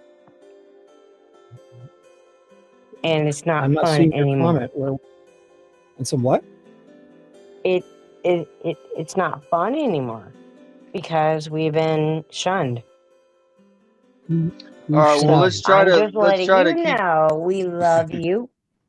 I would like you to, look at your chat and, go from there. Okie doke. Thank you for the advice, Carol. You're welcome. Awesome. Oh. Well, it's go 8 All right. 7. So let's yeah, dance. we are going to get back on track here. So I did hear as I was walking by, Christian, thanks for making that song. I definitely will play that. Let's get back on track. Where are you at on this? Where can the public be looking to maybe like these old cases, right? Because here's the point is I think this suspect, the perps, they've been doing these kind of operations, and so to me, the point of course Nancy was kidnapped, but they had to break in, they had to organize, they had to. So what other kind of cases? So I'll be interested. Maybe people will. I mean, it's just we're picking at straws now. What's the saying, Shibby? Sorry, I got distracted. Can you repeat that? Oh, no worries. What is it when you're like picking at straws? What's the saying? I just Picking blanked at it. straws. Like you're like there's no leads. We're just picking anyone. Grasping at straws. Brenda. Grasping at thin air. No, grasping at straws. Grasping at straws. Yeah, that's the saying. Grasping at straws. Dom Grasping. C's in the chat. Welcome in, Dom C. Oh, Dom C. Good to see you, Kim. Now, if you do want to come in into the chat, feel free.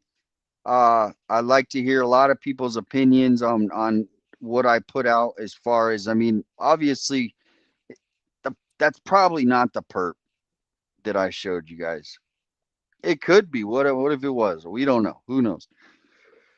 I've seen other photos that people have shown. I remember Sleuth Intuition, he showed a photo one time, and then I think Dolly Vision even had one, and then Patriot Pride even had.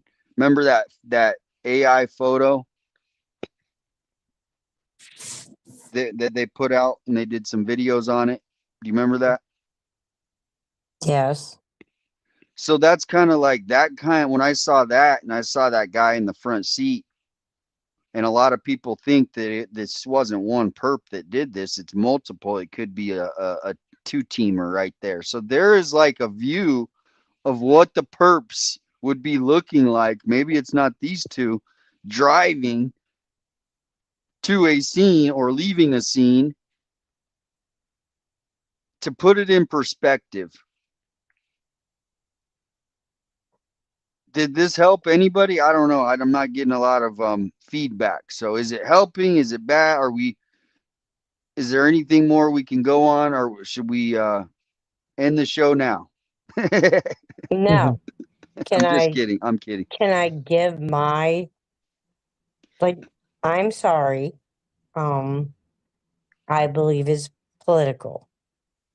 You're political. Okay. I Yeah, a really lot of do. people think that. Like, I just do. Like, I don't want to believe it, but that's just how I feel.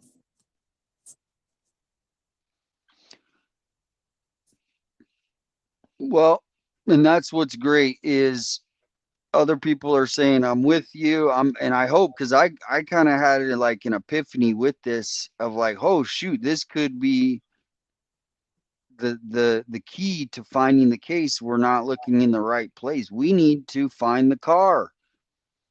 That damn car has so much evidence from Nancy, from the perps.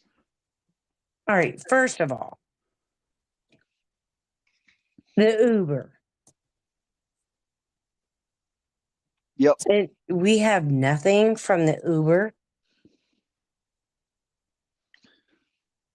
No, that was cleared right away, and everybody kind of took that for granted because that's pretty easy to, like, if the Uber driver had anything to do with this. I'm not saying he did. Well, I think it was a she. It could have been a We she don't because a know. lot of people request women drivers. Like you can request drivers, I heard. Yeah, but we So don't know. no, we don't. They I haven't just heard said that. I heard that it was a anything, she. nothing. Okay. I heard it was a she. Monica's agreeing with me. I heard it was a she. It was a Okay, she. and that's great. Like, but we don't know. No one has told us. You know what I mean? Like, They actually came out, and I think that it was came out that it was a female driver, and they even come out with the female driver's name of the Uber driver. But that was like 3-4 months ago. well, not that we know of.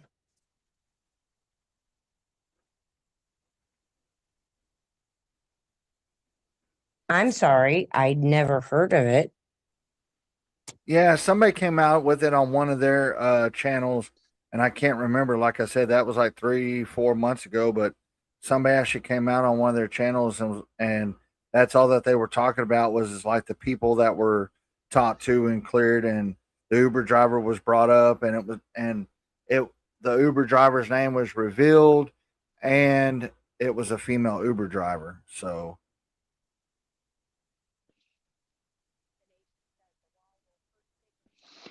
Well, as far as I know, these two perps are still out there. they're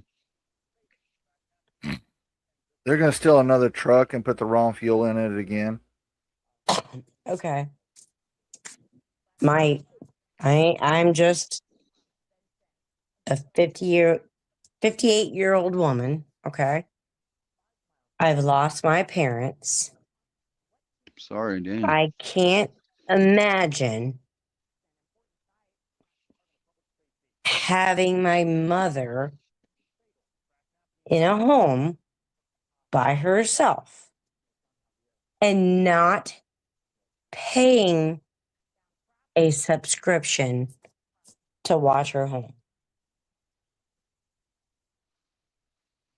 Well, yeah, I mean, there's people do all kind. I mean, yeah, one family might do this and another family. So I mean, it's hard to judge in the sense of I've seen, you know, everybody just kind of does what they do. I mean, there's not like a I'm I just don't saying, see like, that it's like anyone's fault that happened. Like to me, I no, get but what I you're can't saying. believe like she had cameras and that all that, and then the subscription wasn't paid. Like, But I also, don't you get don't it. need the subscriptions for these cameras too. Yeah, I it's get that, There's- Shibby. It's about them setting them up, and even just caring. It's obvious if they don't have that set up, then she wasn't being looked after in my opinion. Exactly. Like, yeah, and it's not like my thing is like it's not just like, we're just normal people, okay? They're millionaires. And they can't pay that subscription? Right. Are you kidding Or me? pay like $5,000 to a company to come in and set that all up for them, and just so they can just have it cameras working and just Right. set it all up for them. They did it after the fact. Yeah. I don't understand that. Like, if I, had that money, I would make sure my sons that are in their 30s, you know what I mean? Like, their house would be Hey, everybody, just want protected.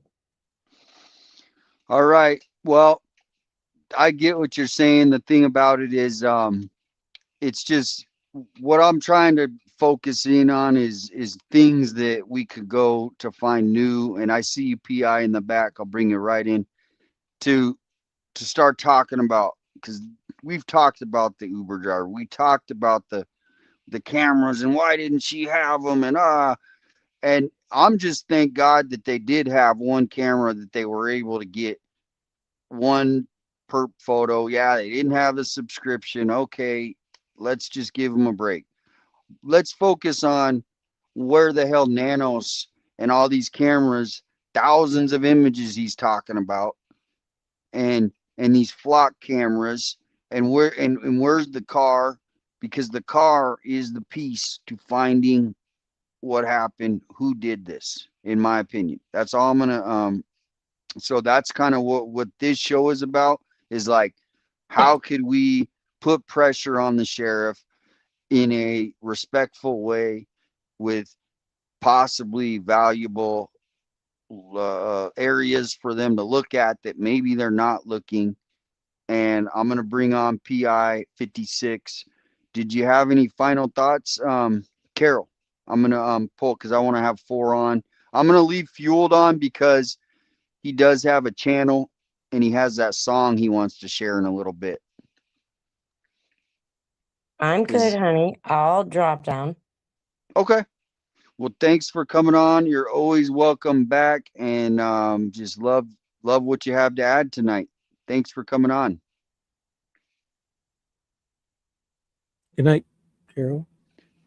So I got PI 56, but before I wanna just have her watch this video in the backstage, and then I'll bring her on. Now this guy, I haven't met him in person. He reached out to me about 6 months ago, said, I'm running for Congress. Can you help me? And I think he won like the next level, but here he is. He works, I think, at this company, and he's talking about this. I'm gonna make a video real quick. My reels this week, I've had one that reached over 140,000 views. I'm averaging about 13 or 40,000 views on my reels. So I wanted to reach out and just engage this community. We had a local business owner here in Tucson. He and his wife own this local heating and cooling company. And somebody broke into their property and stole a couple of their work vehicles. They have. So there's the point I'm trying to make. They broke into the property. This isn't, they just stole a truck on the side of the road in front of a house. They actually went into a locked property. So if you guys could reach out, if you have the ability, and just leave a comment for Intelligent Design AC and Cooling in Tucson. And they're all their tool. Maybe they'll have insurance. So, but just maybe say, hey, we're thinking about you. Some dash cam footage of it. I'm going to post the pictures. They also have the police report number. The perps are still out there on this. We need to help bring these knuckleheads to justice. So I need your help. I need you guys to get the word out there. Of course, contact local PD. If you do know who these individuals are, do not try to confront them yourselves. But I mean, this is just sad, man. This is, I know this business. I know one of their executives. I don't know the owners personally. I've never met them. But I know from their exec that I know and others that this is a great business. They're good people. And they're just a family-owned company doing their best to support the Tucson economy. So let's help get them the justice that they deserve, and find these thugs that stole these vehicles and stole some expensive tools as well, I guess. So I'm going to post this reel. I want the 13 to 14,000 people that view my reels to do your thing. And let's bring these guys to justice. I'll post the pictures along with this video. Thanks, guys. All right, there he is. So when he says reels, that's the Facebook things? Yeah, he's on Facebook, and I'll put the link. And I'm going to bring PI in now. But here's the link. Go follow him. He's running for office here to try to help save Tucson. Real quickly, I also do have my Meta glasses on. I did notice your mic changed a little while ago. And I was going to ask, how is the mic? It sounds good. Just a little lower but it sounds crystal clear. Okay, I just had to charge my phone, so I'll go back and forth. All right, so PI, are you ready to come in? All right, I think she said she's ready. Welcome in. Hello, how are you? Good, how are you doing? Good to see you. I'm tired. It's been a rough few days, but hanging in there. Oh, yeah, I heard the news, and I just remembered because I've been so flustered, and my heart is with you, and I hope everything is okay, and I haven't really heard any updates. He's got a long road ahead of him, but I'm just gonna stay. I really don't want to talk about it right now. Well, we're here for you. We were giving you a big hug, community hug. Thank you. This is actually his last week though for cancer treatments. So that's a positive. At least we can get that out of the way. But they're treating the other issue kind of delicately right now, so we can get the treatments done. But like I said, I don't want to really talk about that. This is about Nancy. It's about Pimacounty. It's about the crime and the communities. And that's more of really what I wanted to focus. And Shibby, I want to thank you also, because earlier on your channel today, I saw your comments and your chat's comments, and thank you very much for that. I really appreciate it. We're here for you in times of need, and whatever makes you feel good right now is what I want to talk about. I have a lot of guilt right now because it was Friday night. I was on watching a live stream, having fun, being goofy, And I actually kept saying, I'm not PI tonight. I'm not final verdict. I'm Janice. And somebody needed me in the other room and I didn't hear them. And so I have some guilt I'm dealing with, but it could happen to anybody. Well, Anyway, yeah, I know it's easy to go that route, but just I'm try to trying to. stay It's away always easy to from blame yourself. that. Cause It yeah, is. you're nothing, And nothing he about doesn't that. want me to do that either. He doesn't want me to go down that road. And Nobody that's not does. fair. No. So It's it'll be all definitely- right. Every day's been, was just Friday, but it's getting better every day. So, but I did want to thank both of you very much. I appreciate it. And both of your channels. My God, the support. Oh, it still blows me away. And it still reminds me of the song that I did, that if it wasn't for Nancy, none of this, I wouldn't have this family right now. So I'm very grateful. But I know, Christian, you're on too, and I wanted to say hello to you. I tried to pop onto your channel earlier, but I was on my cell phone, and I don't know how to do anything on my cell phone when it comes to YouTube. I'm used to my computer, but Yeah, I seen that. I brought you on and I said And hello, and I didn't know if you could hear me or not. And then you I popped back did, but out. then all of a sudden I lost it, and I couldn't get back in. So I didn't want All you to right. take that personal. And congratulations on your channel also. And I know you Thank you. popped in my live the other night too, and Yeah. you kept saying, "Hey, could I see you?" And I seen you in the comments and all that, and I even was saying it on the mic, and I didn't know if you could hear me then either, Yeah, you I know, and couldn't all hear that. anything. But But yeah, that's okay. I just didn't want you to think I was ignoring you. The no, one thing no, though that no. you did say tonight, and I have never heard this before, and I didn't get to catch either 857 or Shibby's comment, but I have followed this actually from day one, long before I even had my channel. I never heard definitively from law enforcement about the Uber driver being male or female, or anything about names being disclosed. So if I'm not saying that you're not telling me what you may have heard, but did it come from law enforcement? Because I don't know anybody that has confirmed that.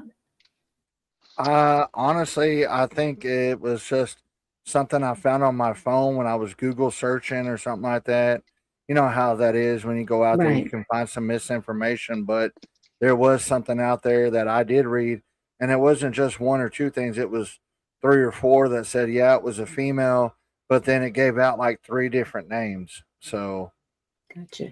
I can't understand still. There's so many little things that I don't see that they would jeopardize the case at this point. The harm in telling us that it was a female Uber driver, and what is, if it was a female or a male, regardless, if they know they picked up Nancy Guthrie, they know for sure it was Nancy. They know for sure where they dropped Nancy off. Would it really harm them to come forward? I mean, do you think they're afraid to come forward and make a statement, or have they been threatened, or? It might be in the policy, right? I mean, there were like in the corporations, they have a right to privacy of some sort, That's right? true. And so That's to right. Yeah. me, it makes no sense that I mean, it makes sense that, they would have that protection, or, the a lot of what the police do is they want to, protect people that are innocent in these cases as Right. well, and so I don't see it, if the Uber driver or anyone at this point would have been, close to the this case, they would have cracked it. I mean, it's just that simple. So I agree. that's why I think they don't have anything. I've been hearing that since Day one, yeah, pretty practically. much. They just don't have anything. And that's where, you know, the only thing we can do now is just keep the awareness, but also try to, thank you, Vicky, Melly, and Heather, is bring these kind of points out. Okay, like I said, Nancy had the photo at the front door. Well, Mhm. are you telling me, Sheriff Nanos, that you don't have anything from when the suspect left Camino Escalante? So that's a failure of a county and a city, because I know in any other city or any other county, they would probably have something to go on. Right. Now, if I've always given them the benefit of the doubt that they had something. and they're keeping it close to the vest because they don't want to let the suspects know that they know the vehicle. So that could Right. still be the case. And I Right. give them, if that's the case, man, well, let's hope they find the I mean, car, because I came to the conclusion today that's what's going to solve this case is that car. if there's a vehicle, I agree. It's just, I just look at it that if I worked for Uber and I was an Uber driver, and there's a million plus people that are just wondering, just out of curiosity, was she really ever picked up? Did she go to their house? You know, I'd probably end up quitting my job just so I could come out and say, hey, I was the Uber driver. I physically did pick up Nancy Guthrie. I've driven her before. I've never driven her before. And I'd say something because it would just be that one little piece of a puzzle that we could put together and then put it on the shelf and put it away. I know they don't want to jeopardize the case. And I do honestly believe there's a lot more information out there that they're working on that we don't have any clue about. And lately, Yeah. I've thought they probably, honestly, I think they probably have a very, very good idea about this case. If we ever find out, I don't know if that's going to be the case, but and everybody keeps pointing to, saying it's political, and other people say it's not. I can't look at this case anymore and not say that it is involved in political issues. I don't know how much of it's corruption. I don't know how much of it is, speculation. But for 7 months, my opinion has flopped. At one time, I thought, no, it's just really poor sheriff's department not handling it well. I have totally switched gears. I think it is totally corruption, and I think that there's some cover-ups possibly involved. I just, even with that, I just wish they would just at least tell somebody, or bring us to the body so there can be some closure. I don't know if the purple ever get caught at this rate, but I don't live in Tucson, but I don't have much confidence. And then, I don't know today, did they ever disclose today? Because like I said, I've been in and out for the last 3 days, so I've been missing things, but did they ever decide that what the remains today, if it was a male or a female? They might not, they'll come out. They're always, that is one thing that and things like this, they will disclose what they find out, because there's lots of other cold cases. I mean, out in Tucson especially. And I heard that I think it was Jim had said earlier that that's an area that he had searched at one time, and that a lot of people have pulled over off this right. Yeah. And when he called JLR, he did a grid search there, he said. Exactly. And I think he mentioned something about sometimes people pull off the road there and maybe their car breaks down and they get dehydrated, and that people have actually passed away in that area. So yeah, that's exactly, if you guys watched that video about 2 weeks ago now, I was out the other day, dead body they found, and it was only about 3 miles up the road from today. Wow. But that one was behind a church, and they had a photo of the woman. She went missing the day before, and the pimacounty sheriff even put out a photo of her, and then that was her that was found behind the church. There was a weird thing that was said, that they did find a bottle of bleach near her body, close by her body, so she might have done something. She was in a mental, I think, had mental whatever I'm blanking the word, mental illness, and she wandered off, and so she could have harmed herself, possibly intentionally, or today's thing, I think, could have been a homeless. It could have been, most likely, right? Because people aren't looking for these homeless people, or the family is looking, but they just have no idea, and that person isn't getting in contact with the family. And then, right down the road is that lake, if you guys were watching earlier, that whole area is just homeless, homeless, homeless. I'm talking they like that area for whatever reason, and they allow them to stay there because that's the culture that we're willing to accept, right? And so that's a saying that one of this candidates said, you know, you get the culture or the community, however you can use different words, that you're willing to accept. Our voters here in Tucson have been accepting this for years, and that's why you guys are seeing part of the personality of Tucson come to life. And they're willing to accept that someone can get kidnapped and just go on with life because that is what happens here in Tucson. It's crazy, but what you guys are witnessing is what's going on in Pima County. This is normal. We just had a mass shooting. We just had, you know, I could go on, you know, another guy just this week. This is a crazy story. His mother in 2023 was voted Pima County Business Woman of the Year. And guess what her son did? He murdered someone. And guess who's out now of prison? Her son. And somehow he had a fentanyl stroke in jail, in the Pima County jail. You guys can look up his case. Dirk Prather is his name, and his mother's name is Kathy Prather. So he is now off of murder. He literally shot this guy in the back of the head. And they're trying, yeah. So this is just Pima County. So it's not just Sheriff Nanos then. It's the uppers. It's the county. It's the whole county. Exactly. That's crazy. Yep. And you know, that's just unreal. Well, did you see the report that the charges on Luke Daly got dropped? Yes. Yeah, I saw that last week. I actually called, I was on JLR's show, and the chat kept saying, no, the case was still going to go on. I got a hold of the law office, and I called the clerk, and they were very willing to give me believe me, he has a long, long history of court cases.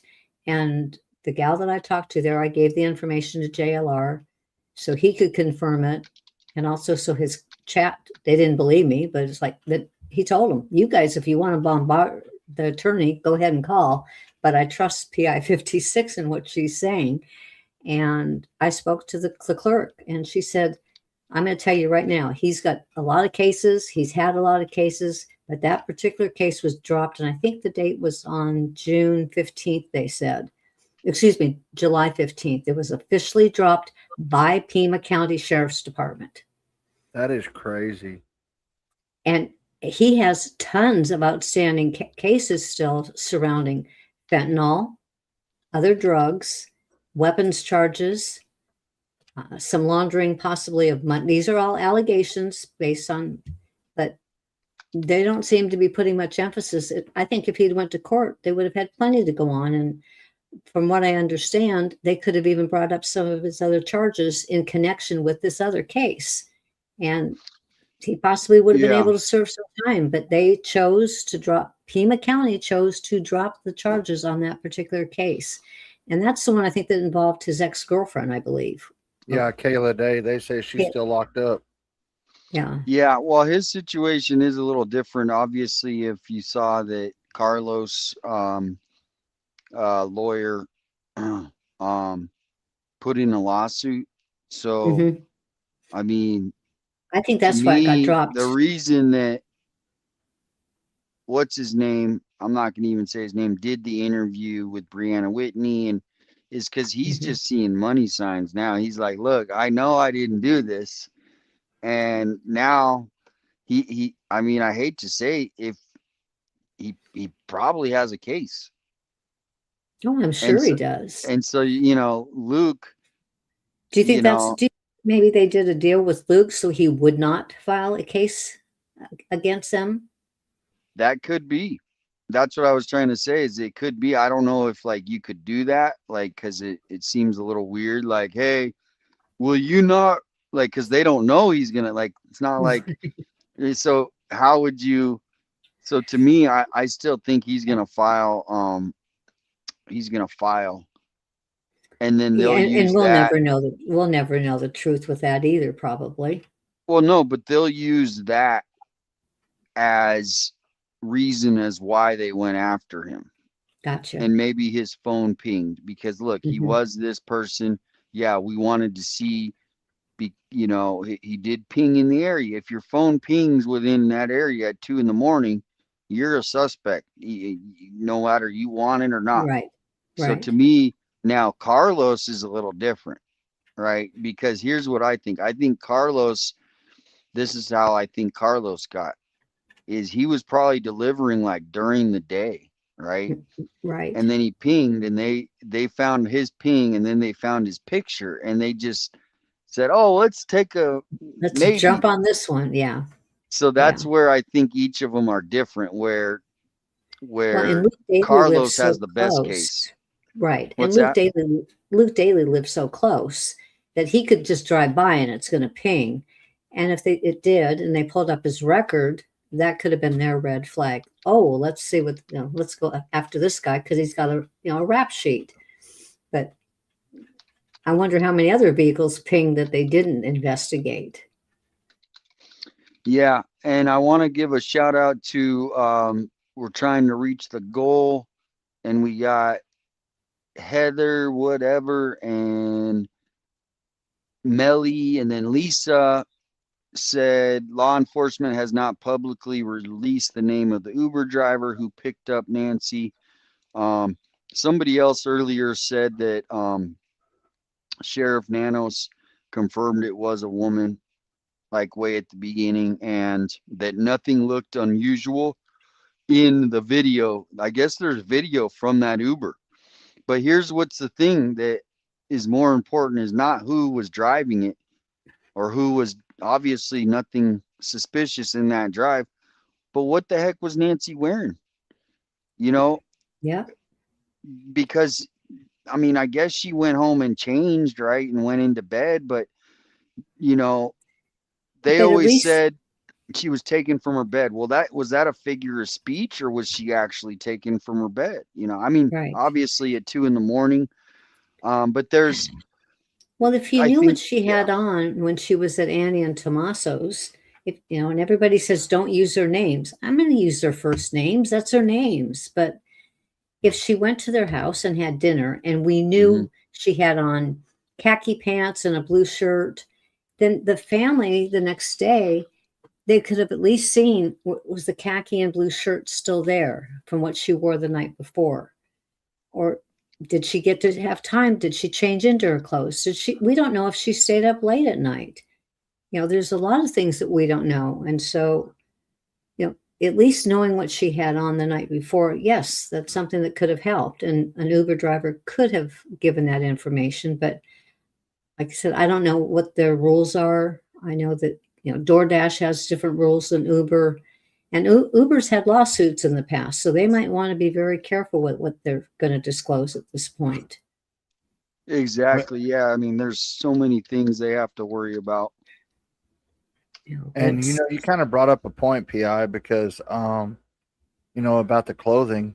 But my thing is if she didn't make it home, then one thing they should have done is looked and see if whatever she was wearing on the way to Annie and Tommaso's in that Uber, if those clothes were in the house, in her room or whatever.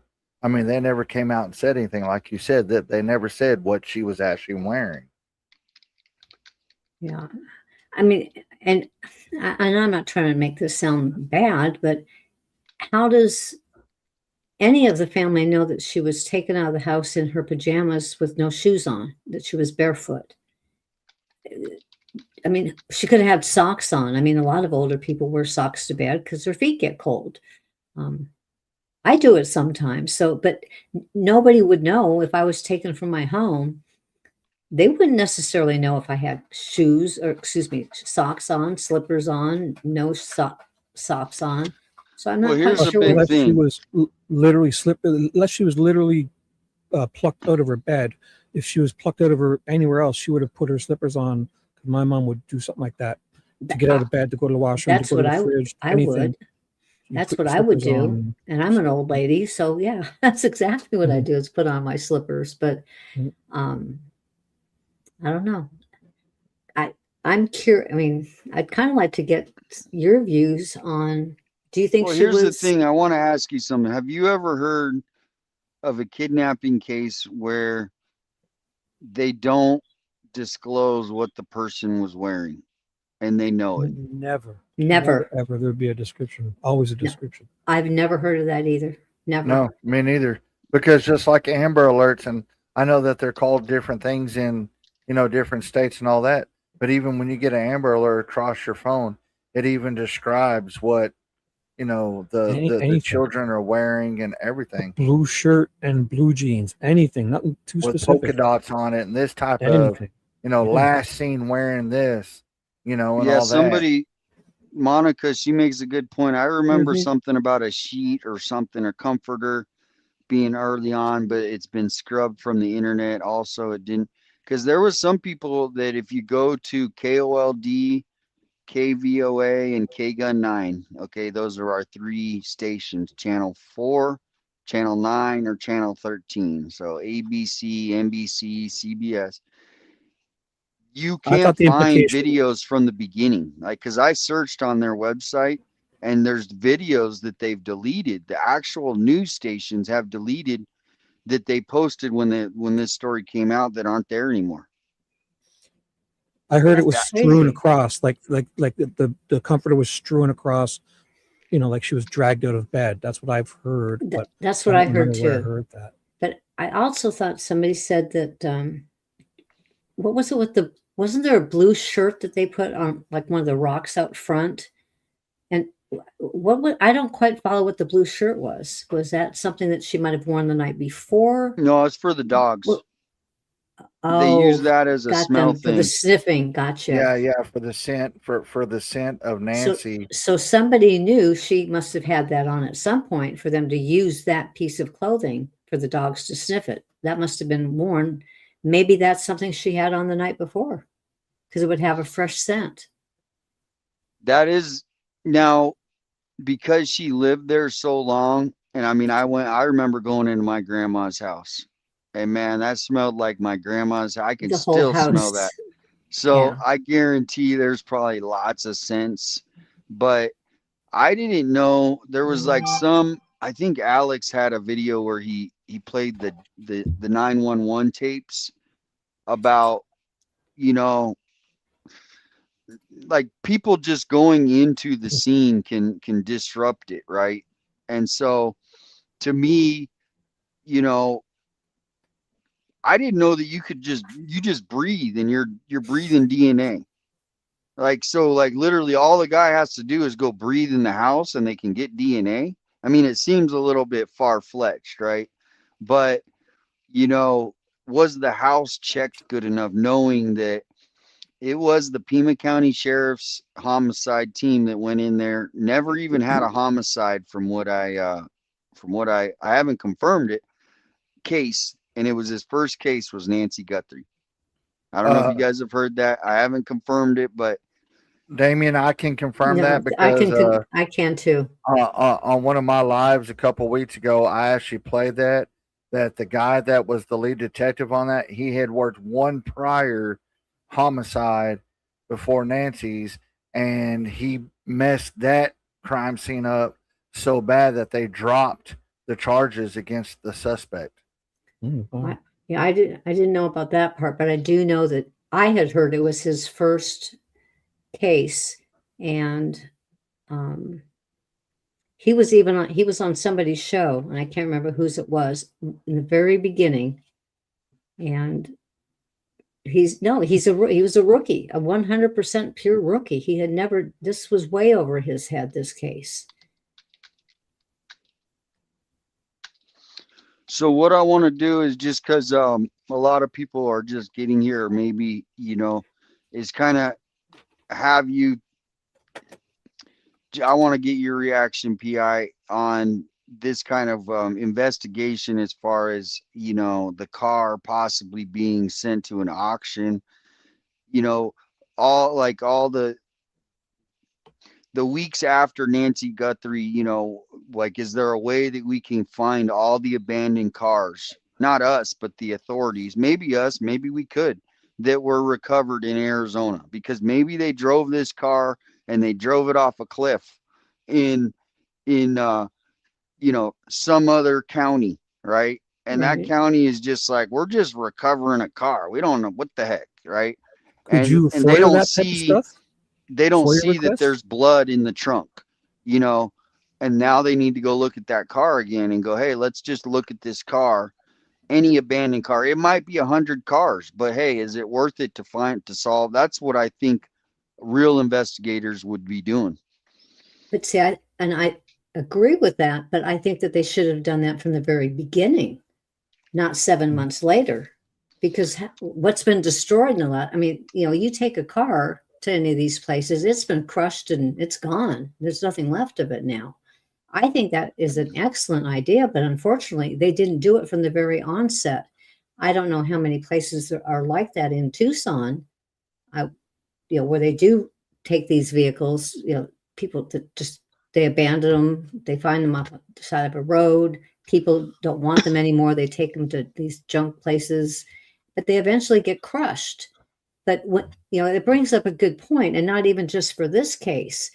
If you had an old car that is a piece of garbage, you want to take it to some place and have them do whatever they want to do with it. What are these places called? I'm drawing a blank on it.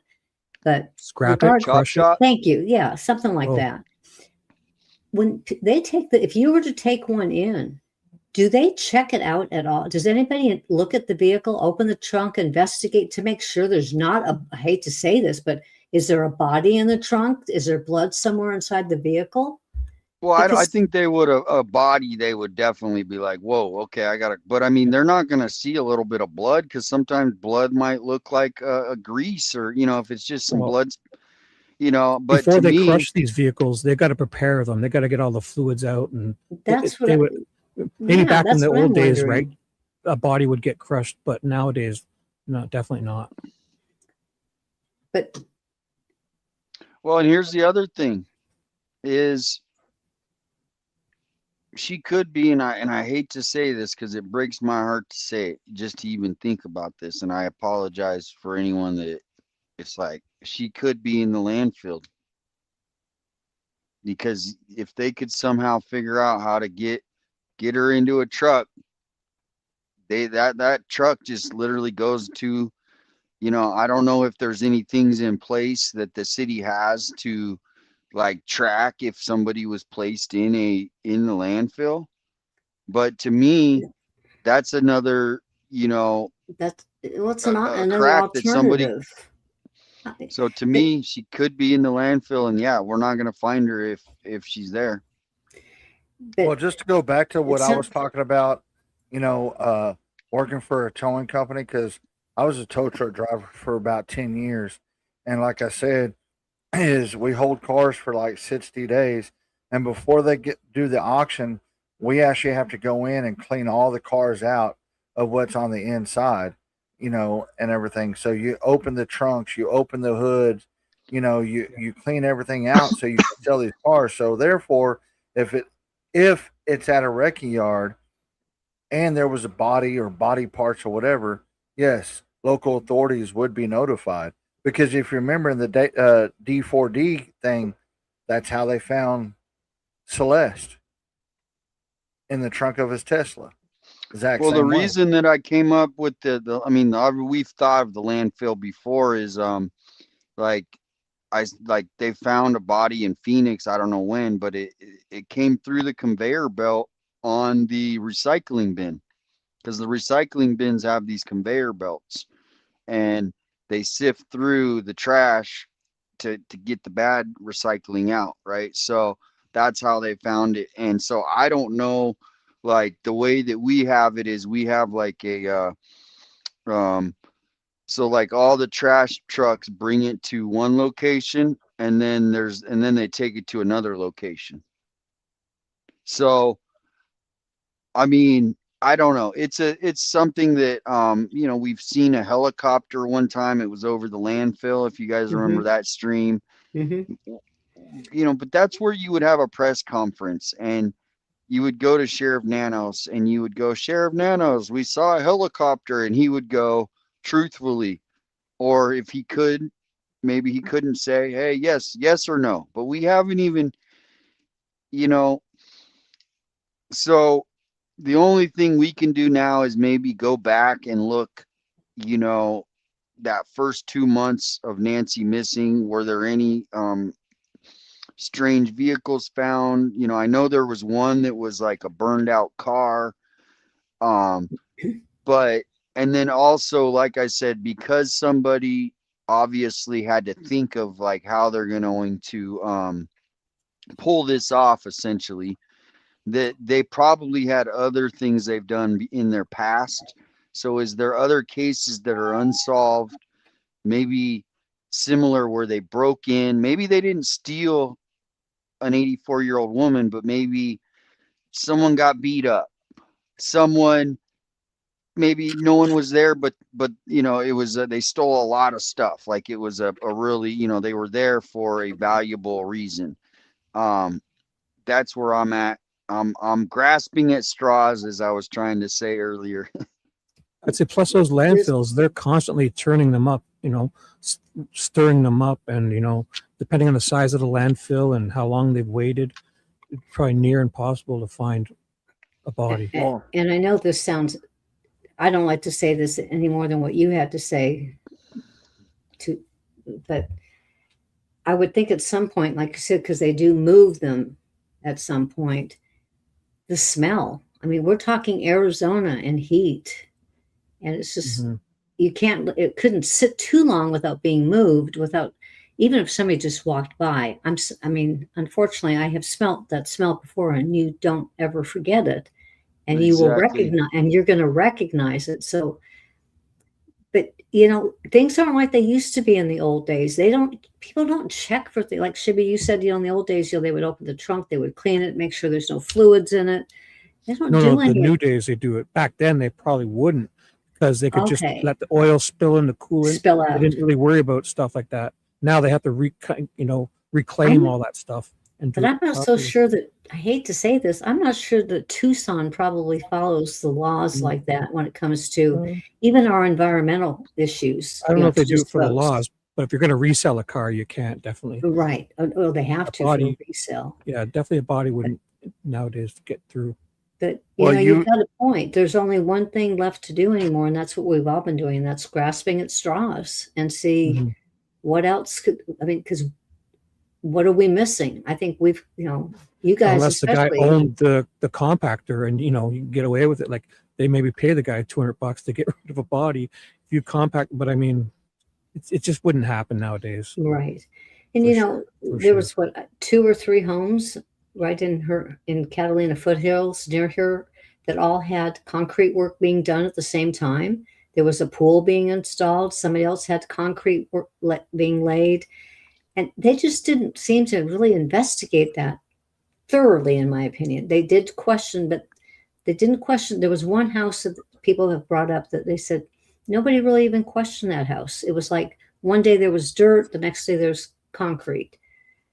Okay. And it was also a rental home, so there's. Well, to me, here's the thing is that car has so many clues that the suspects know that too, because, obviously they put Nancy in the back seat. They put her in the trunk. If it was a van or whatever, if it was a truck, she's in the back of the truck. I mean, obviously, I think people think that it was a closed-in car and they put her either in the trunk or the back seat. Would you agree? I agree. Sure. Yeah. I don't think it would be a truck because, like you said, either a van or a car, because, if she was still alive and she was in the back of a truck, granted, yes, she's an 84-year-old woman. They said she was immobilized or whatever, but she's in the back of that truck, even if she just put her arm up or something to show people, that would be a bad idea. You're right. Or that, or just sit up and wave, hey, help, or whatever. So yeah, a van or a car would make sense because then they could put somebody in the back with her to make sure that she's not moving, or whatever, to where they could be seen. And then it was probably a vehicle that had really dark tinted windows to where nobody could see inside. Yeah. The dark tinted windows and- make sense for Tucson, especially because of the heat. Well, I'm sure and there's I tons wanted to of bring the cars. thing up, right? And I wanted to bring the thing up about the landfill, because I know, like, here where I live in North Texas, the way that they do our landfills, the garbage trucks go up there, they dump the trash, but they've always got these big old bulldozers and stuff that are spreading the trash across certain areas, and all that different kind of stuff, and they go area by area. So if there was a dead body or something in that garbage truck here, they would be able to see it as they're moving up and spreading it out. Here's the thing I want to bring up is I lived in Phoenix for a long time. And there was this case, I can't remember her name. I feel horrible. I don't know. But I didn't really cover it. It was just, I was just a fly by the news person, It was a young African-American girl, and her family, I don't know, I'll have to pull up the case, but they spent, let me just find it. But they spent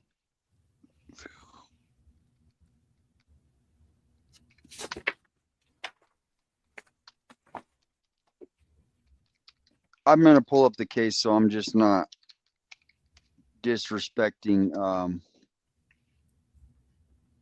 So go ahead. Go ahead. Who were you talking, Folgers? I'm going to pull up this case.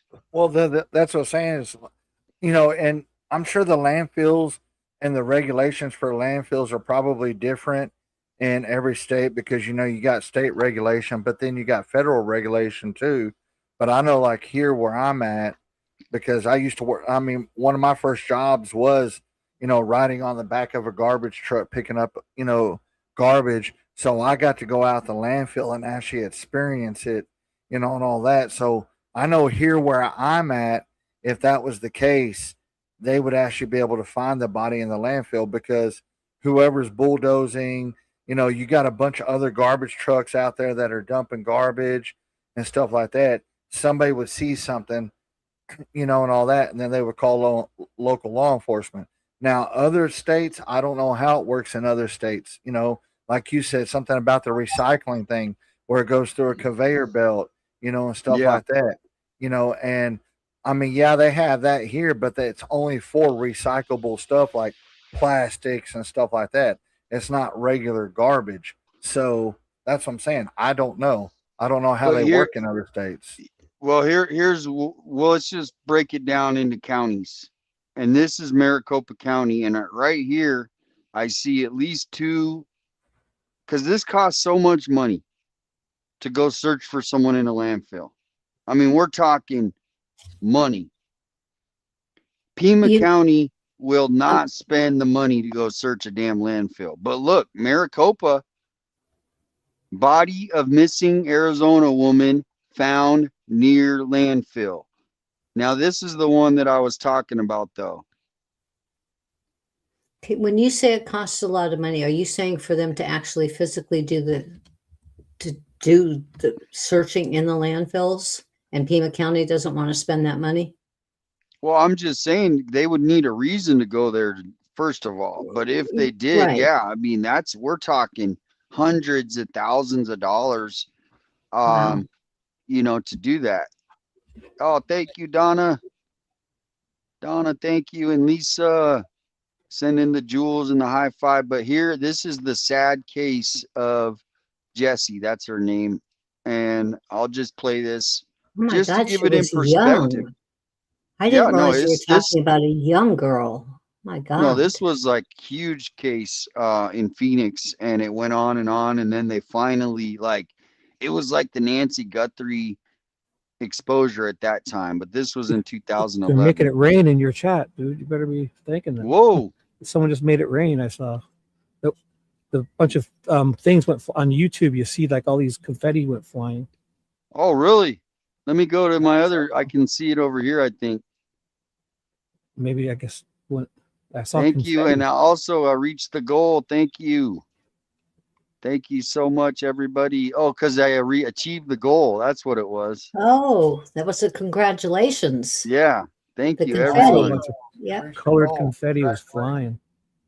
Definitely. I appreciate everyone. And like PI said, you know, we're a community for the rest of our lives now, right? So, I mean, right now we are not giving up on Nancy ever, but there might be another case like Jesse, you know. So here we go. I'm gonna just let you guys, just because I want to hear, they ended up going to the landfill. Jesse Shockley, the entire investigation literally picking up and moving to a different Valley city. Glendale police now telling us the missing girl's body could be south of the Valley tonight in a giant landfill near Gila Bend. But how could it end up there? ABC 15's Brian Webb live tonight getting some answers for us. And Brian, what are you learning? Now these are real reporters. Okay, do you see anybody from any of the local news doing this kind of stuff? This is real reporting. Well, if Tempe police are right, then Jesse's body was tossed in a trash dumpster just like this one. They believed it happened somewhere in Tempe, but won't tell us the exact spot. Then her body was taken from this dumpster, hauled to a dump south of the city. This is a look at the Butterfield landfill. Trash from Tempe is taken here. Police now say they are, quote, trying to determine the likelihood of success of recovering Jesse's body, unquote. That decision, they tell us, they will be making in the next few weeks. Investigators say this is all based on reliable information they received after Jerice Hunter was arrested and released last month. And that's the mother. Hunter went back into hiding today. I did speak to her attorney, Scott Mason. He told me if police are right, then where's the hard evidence? I mean, where is the substantiation for that? I mean, if the information is truly reliable, you would think that they would conduct a search. What's the basis for that information? Now, Glendale police continue to press for a polygraph test on Jerice Hunter. Mason tells me that lie detector tests are often unreliable. And that's another thing is, do you remember everybody was talking about the polygraphs? Oh, well, there's a polygraph going on today. And was that ever done? I mean, to me, I don't think that was ever done. I mean, not that it needed to be, but that was big news. And, at this point, they need to bring in Annie and Tommaso, specifically Tommaso, and give him was it done? And it's not out of the question to ask the family to do that. No. And when he says he's ruled out the family, I also have questioned the polygraph for one. Now he said that they were, but it was a very quick, yeah, they have been, and he kind of blew it off when the reporter asked. But also, when you have a case like this, you bring people into the sheriff's department, you sit down and you question them individually, not sitting on a sofa with all 4 family members there to talk about it. We don't even know if he questioned each one of them individually. Exactly. Nothing. And I can tell you from my family's own experience with my sister, we were out of state, so all of our questioning was done over the phone. But other people, they brought every single person got brought into and that's just the way investigations of a murder are done. You just don't have, and I'm envisioning that the sheriff probably just sat and talked to all 4 of them, and said, well, were you, this was this, they were at your house this night, and then you went over there in the morning, and da-da-da-da-da. Okay, I questioned them. That is not, and I don't mean to say that they needed to be interrogated just like anybody else. And that is when you want to say that right now the family has been cleared. Obviously, if they get any other information later that could change that, then that's a different scenario. But we don't know if they did a polygraph. We don't know if they did questioning. There's just so much that they're hiding from us, and I don't understand the hiding it. That's why it is suspicious to me and makes me think that there is more involved to this case than just, and I don't mean just lightly, but that an 84-year-old woman's taken from her bed in the middle of the night, and there's dead silence basically on what happened. I'm not buying that. I just something just doesn't Well, feel right. here's where I'm going to try to help you with what you're saying is the narrative is the most important thing in Pima County, right?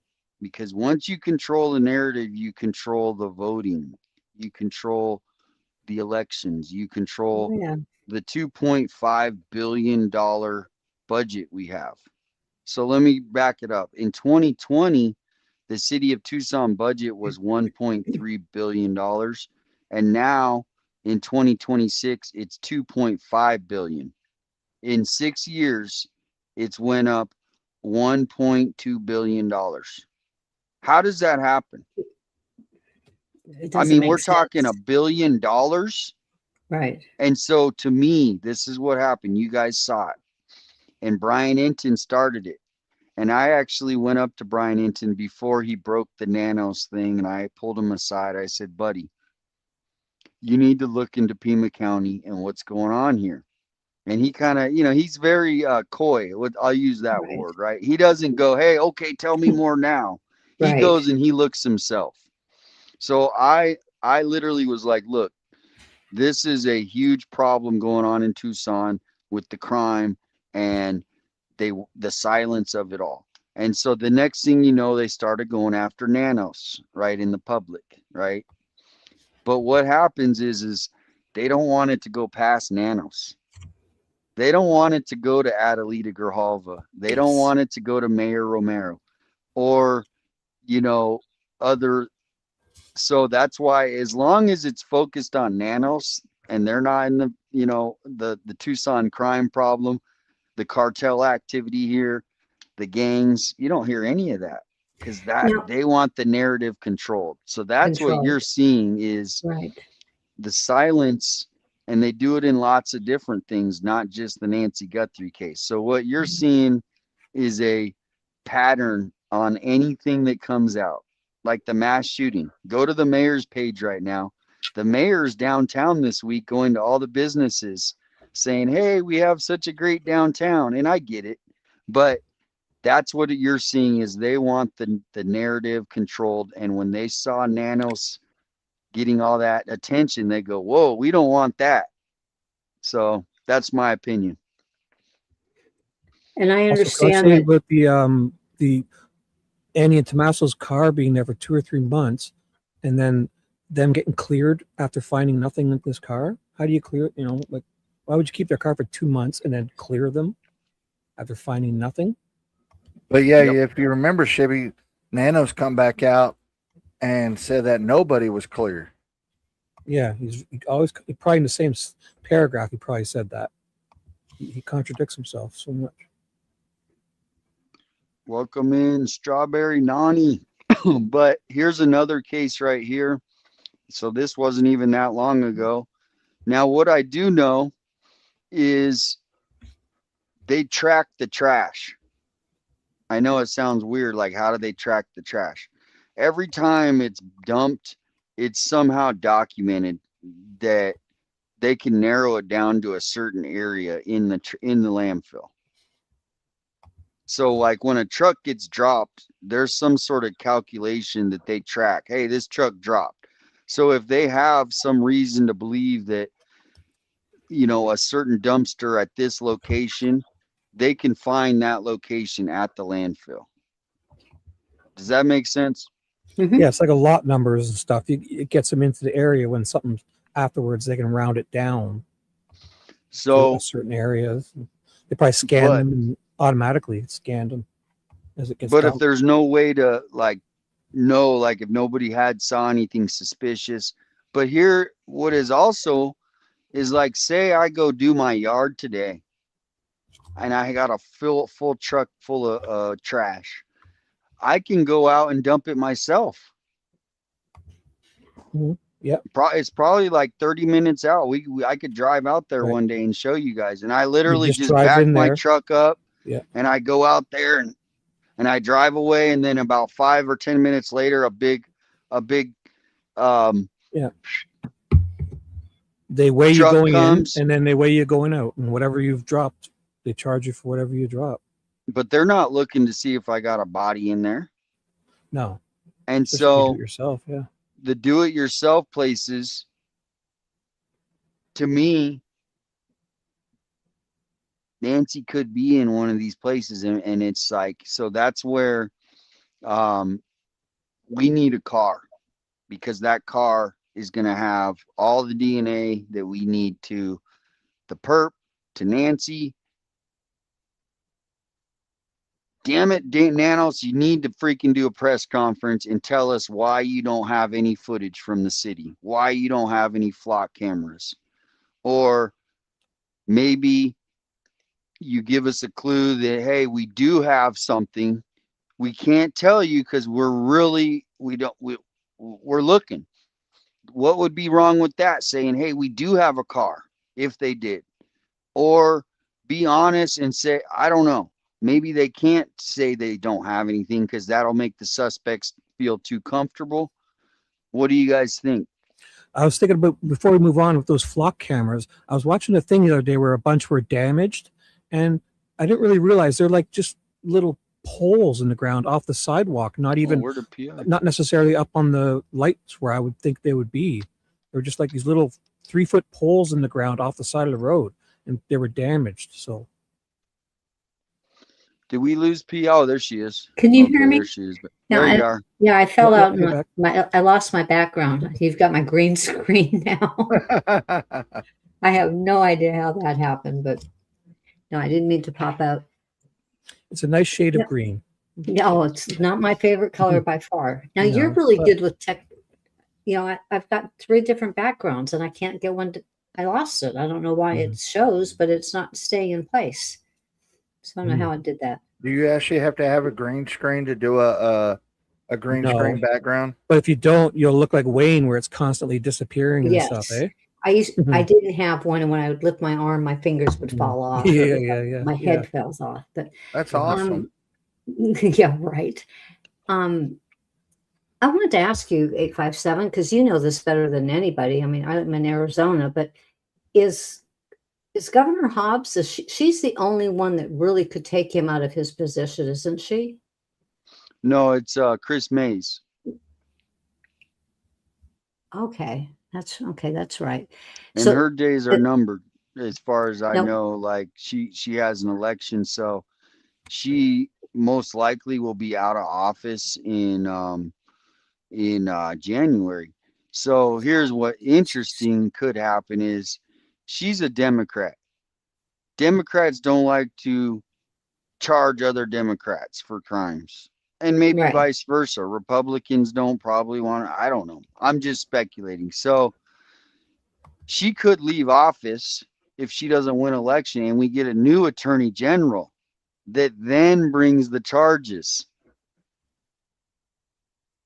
Right? So now because the one attorney general, what's his name? Blinking his name. Somebody in the chat will know, but Grant Peterson, something Peterson. Yeah, so he's a little more, law and order, like, just here's the law and I'm going to follow the law. He doesn't like create some sort of fantasy world like some of these, county attorneys do, like, the local Pima County one here. I always tell people, if you commit murder in Pima County, you will only get life in prison. You will never get the death penalty. But if you do it in Maricopa County, you'll get the death penalty. Death penalty. Now, is Nanos up for election this year or in 2 more years? Yeah, 2. That's a shame. That's if he even makes it that far. That's if all these lawsuits don't hit him so hard that he's forced to resign. I don't. Well, here I want to give a little hope. Yeah, I don't think so either. Isn't there that lawsuit for that swatting incident that paralyzed that person? Isn't that like $170 some odd million lawsuit? I mean, come on. You think the county, the county really wants to pay that amount of money to somebody and let Nanos get away with it? When there's corruption, that's not much money. When there's corruption like there is, and there's a lot of money. I mean, there's a lot of money involved, and what's going on, I think, in Pima County and behind. I mean, Sheriff Nanos is not at the top of the list with what's happening there. He's a nothing. I mean, actually, if you probably looked at the whole, if you had a flow chart, I'm sure he's way down here, and there's all these other ones above him. And we're talking. I think personally, we're talking big money to keep him into office. Well, here's the thing: is if you guys know how elections have been going, and it's the cancel culture, I think they call it, right? And Yeah. obviously in politics is big time. So is basically what I'm guessing is there's going to be a election bombshell, right? And they don't want to let it out. It's all about timing. And so, the mayor, she's out on the same time that the Nanos is out. So I think that they're holding on to some stuff and they'll release it at a certain time to help politically, if you know what I mean. Right now, politically motivate the voters. Right. And so, that's why, like, I'm wondering, even like nothing to do with Nancy Guthrie. Like, I bring up all kinds of other things that are going on in the city. I'm not going to even talk about it. You can see the stories on my Facebook where I'm fighting other battles with the city to bring awareness that they're trying to keep hidden. They're trying to keep the silence on. And so that's what I'm thinking is I'm like, why isn't the FBI? Why isn't there some breaking news? Everybody knows it's going on, right? Everybody knows Nanos is lied. Everybody knows Nanos is, got a low morale, and people are literally like that Bob guy. He literally retired early because of Nanos. Oh, Bob Krager. Yeah, why are they letting it continue? Now I do think the momentum is changing, and I think that they're feeling a little pressure because they never used to have this. They used to always just get along with it. They own the media here. So 857 is a thorn in their side, so to speak, right? Trust me on that. And there's a lot of people that don't like me here in like the mayor's team, so to speak. Because I saw this thing going on with them not telling the public actually what was going on, and that's the whole reason I started my channel, is because I was listening to Scanner and I'm like, holy crap, none of these stories are getting reported. Shootings, overdoses about every hour. And so I just started posting about it, and people were like, well, yeah, I'm seeing this too, and wow, thank you for posting about this. And then now we're 3 years into it, people are opening their own Facebooks, and I'm telling, and they're advocates. And so it's just amazing. And that's where we're all here for Nancy. There's going to be another case down the road that we can all come together. And I hope one day that we lead someone to find answers. Tonight, it was kind of just bringing the point out, where we could look into other cases where the house was broken into and the suspects have never been caught, right? There's lots of those cases are out there. Some of them we never hear about because they like to keep that stuff hidden because they don't want to scare the public, right?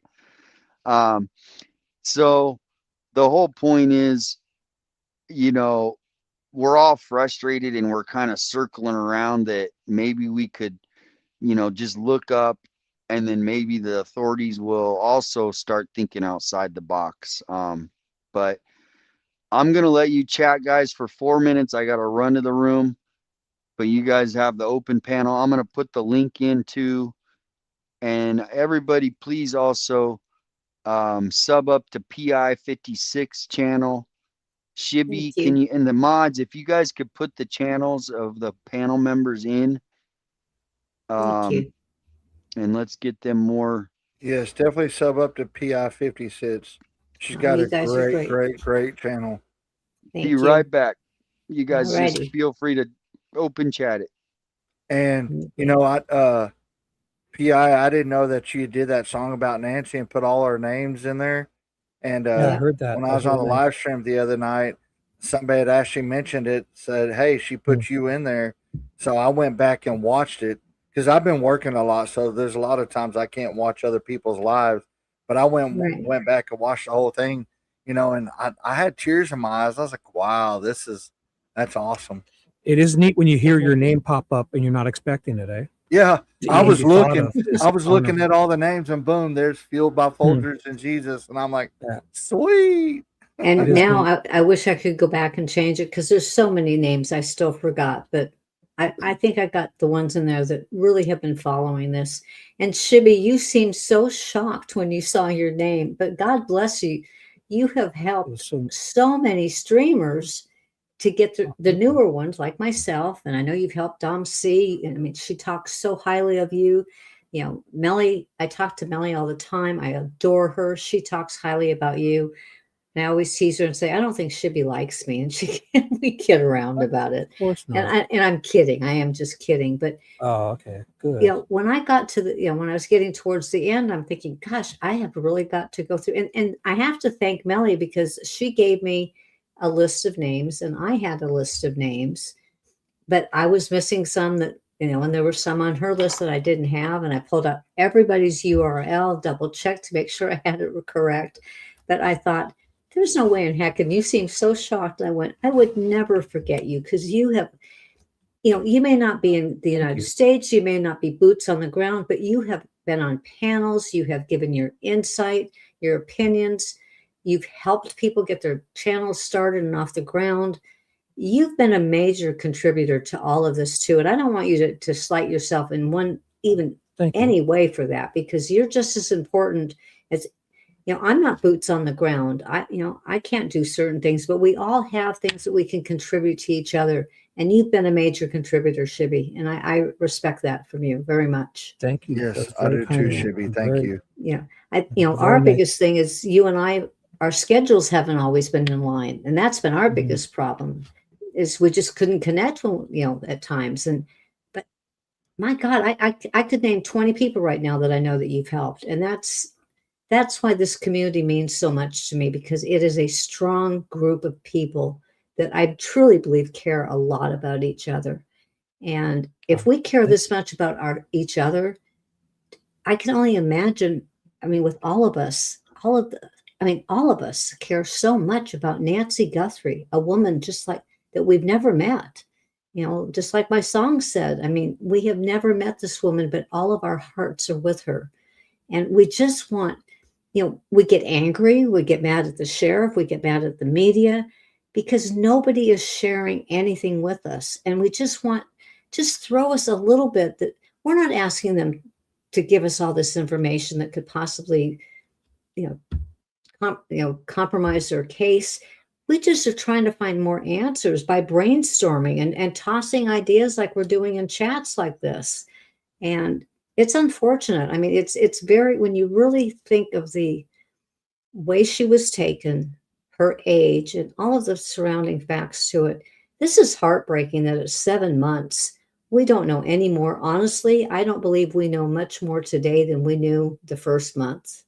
We've got a few little tidbits here and there. We've had a few things about the ransom notes, but we don't have true clarification of so much with her case. And like I said, after 7 months, I think we should be so much further along. And I think, and our brainstorming, and when I say our, I mean all of the live streamers, boots on the ground, the ones sitting at home, whatever, going on panels like this and tossing everybody's thoughts around. That's what's bringing awareness, but it's also keeping her name alive.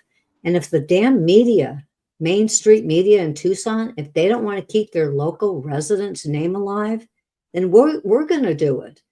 And that's why I respect, I mean, you guys have all been around long before I was, but I respect you guys so much for what you've been doing.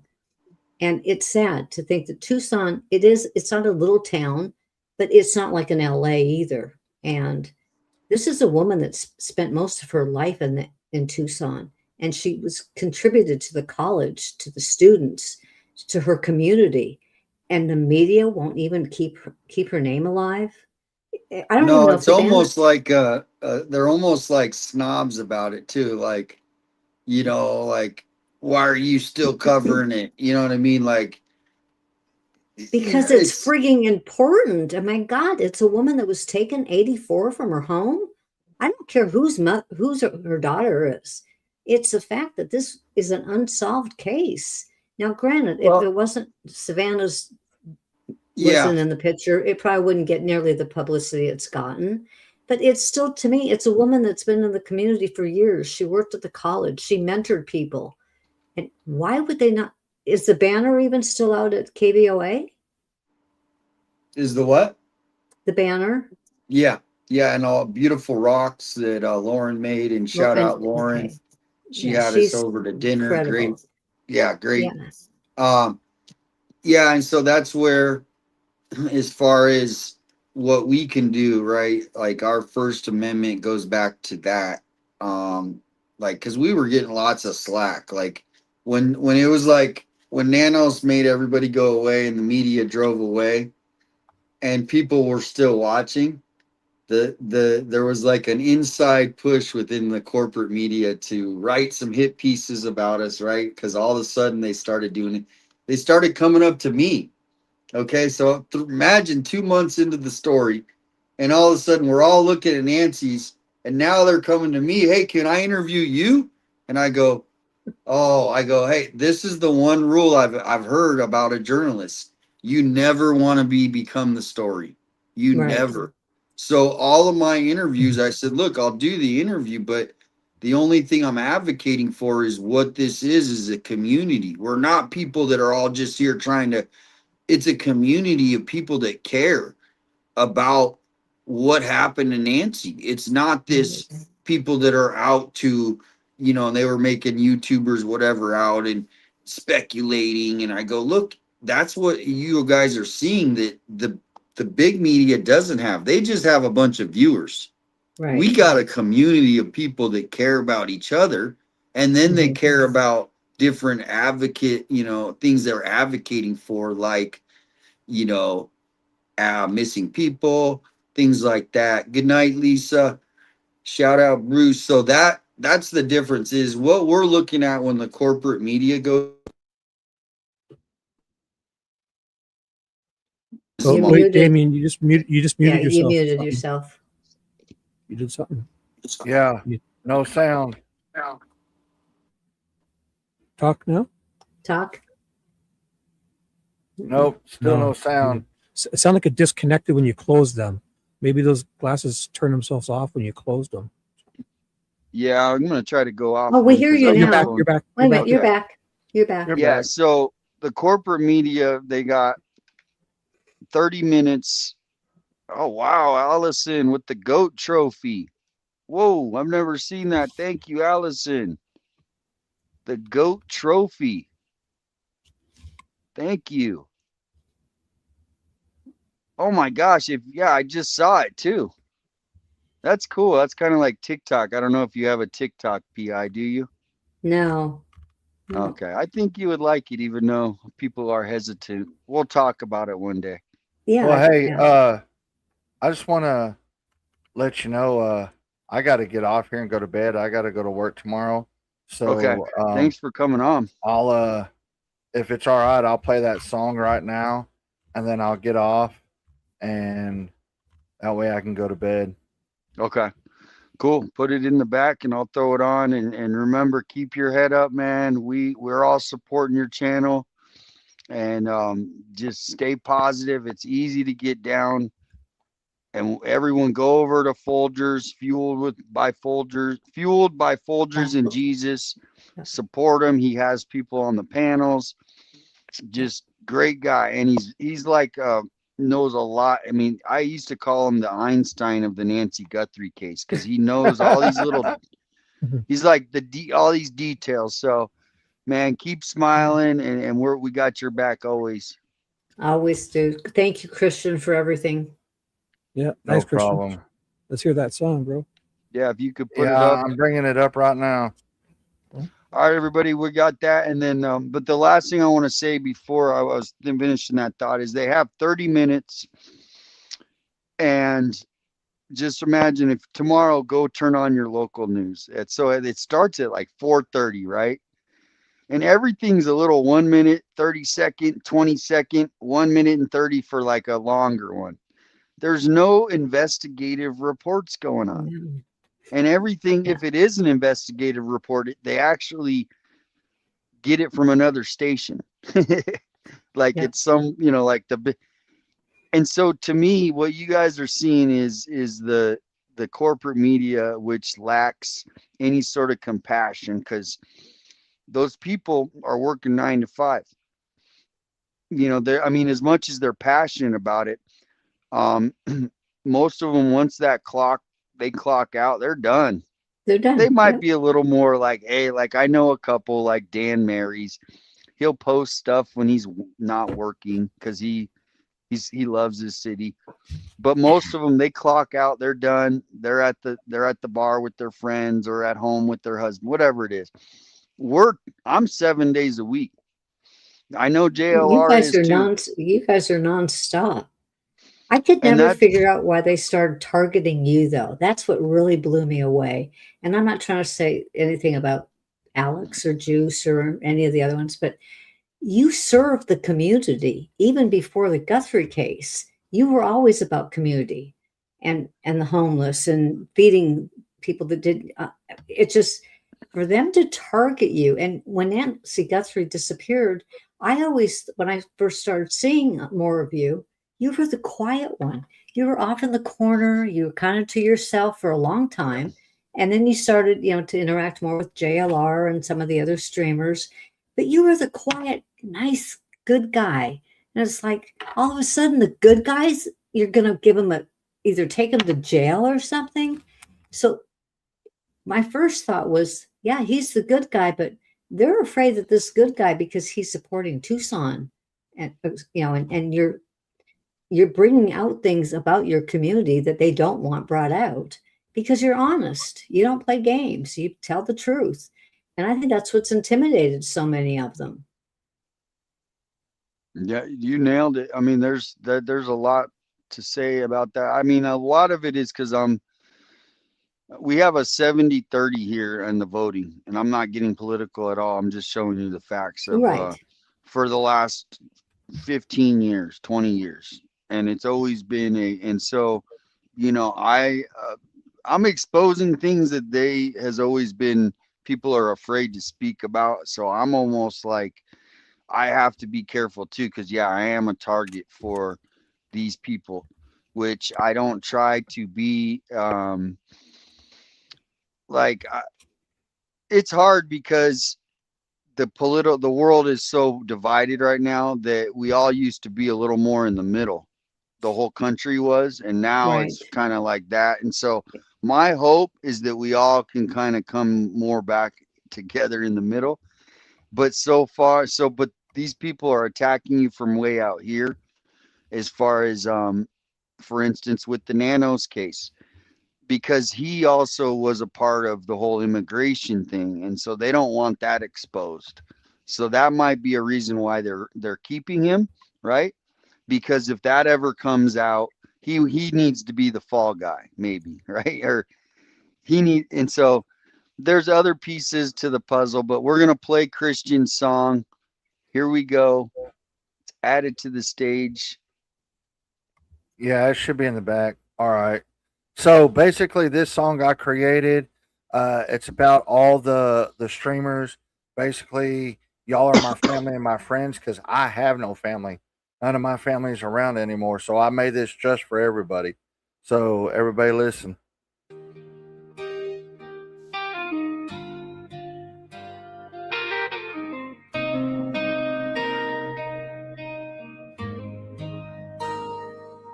I want to sing a song about the true crime family. All the late night streams and the mysteries on my screen. High fix 657 Tucson on the line. The juice rolling with the criminal network every time. Patriot pride and pretty little clues in tune. Thornbridge Edge unfiltered, we investigate the truth. And any other channel that my memory might lose. There are so many of you. I'm so thankful for this crew. Thank you for the stories that you carry every day. All the hearts you honor when you help them find their way. Y'all are my friends and my family through and through. I can't do this on my own. I stand because of you. Thank you for the heart you pour in every case you chase. Thank you for the light you shine in every broken place. Y'all are my friends and my family, my chosen few. I can't do this without you. I can't do this without you.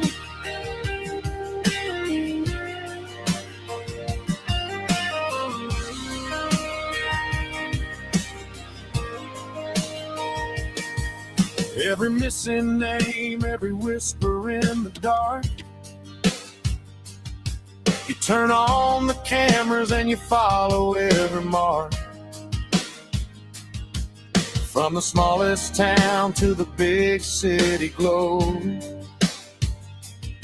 You keep asking questions that the world needs to know. High fix 6857 Tucson on the rise. Doug Juice with the criminal network by his side. Patriot pride and pretty little clues still grind. Thornbridge Edge unfiltered, we investigate the signs. Thank you for the stories that you carry every day. All the hearts you honor when you help them find their way. Y'all are my friends and my family through and through. I can't do this on my own. I stand because of you. Thank you for the heart you pour in every case you chase. Thank you for the light you shine in every broken place. Y'all are my friends and my family, my chosen few. I can't do this without you. I can't do this without you.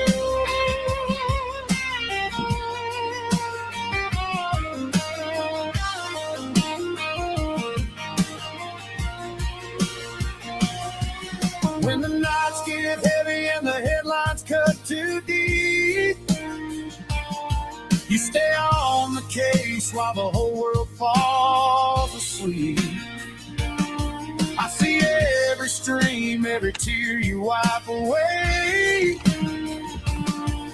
You carry all the weight, and still you show up every day. Thank you for the stories that you carry every day. All the hearts you honor when you help them find their way. Y'all are my friends and my family through and through. I can't do this on my own. I stand because of you. Thank you for the heart you pour in every case you chase.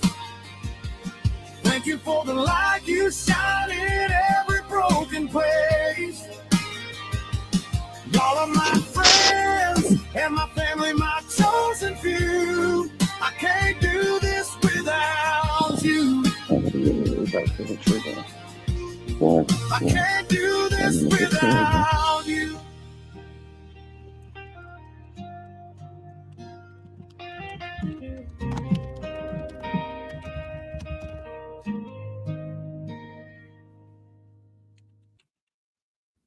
Thank you, thank you, thank you. Beautiful. Very And, Beautiful. remember, Touching. and if that's you heard it amazing. at the very beginning, I included PI 50 sits and all that, but even all the other channels I couldn't even think of.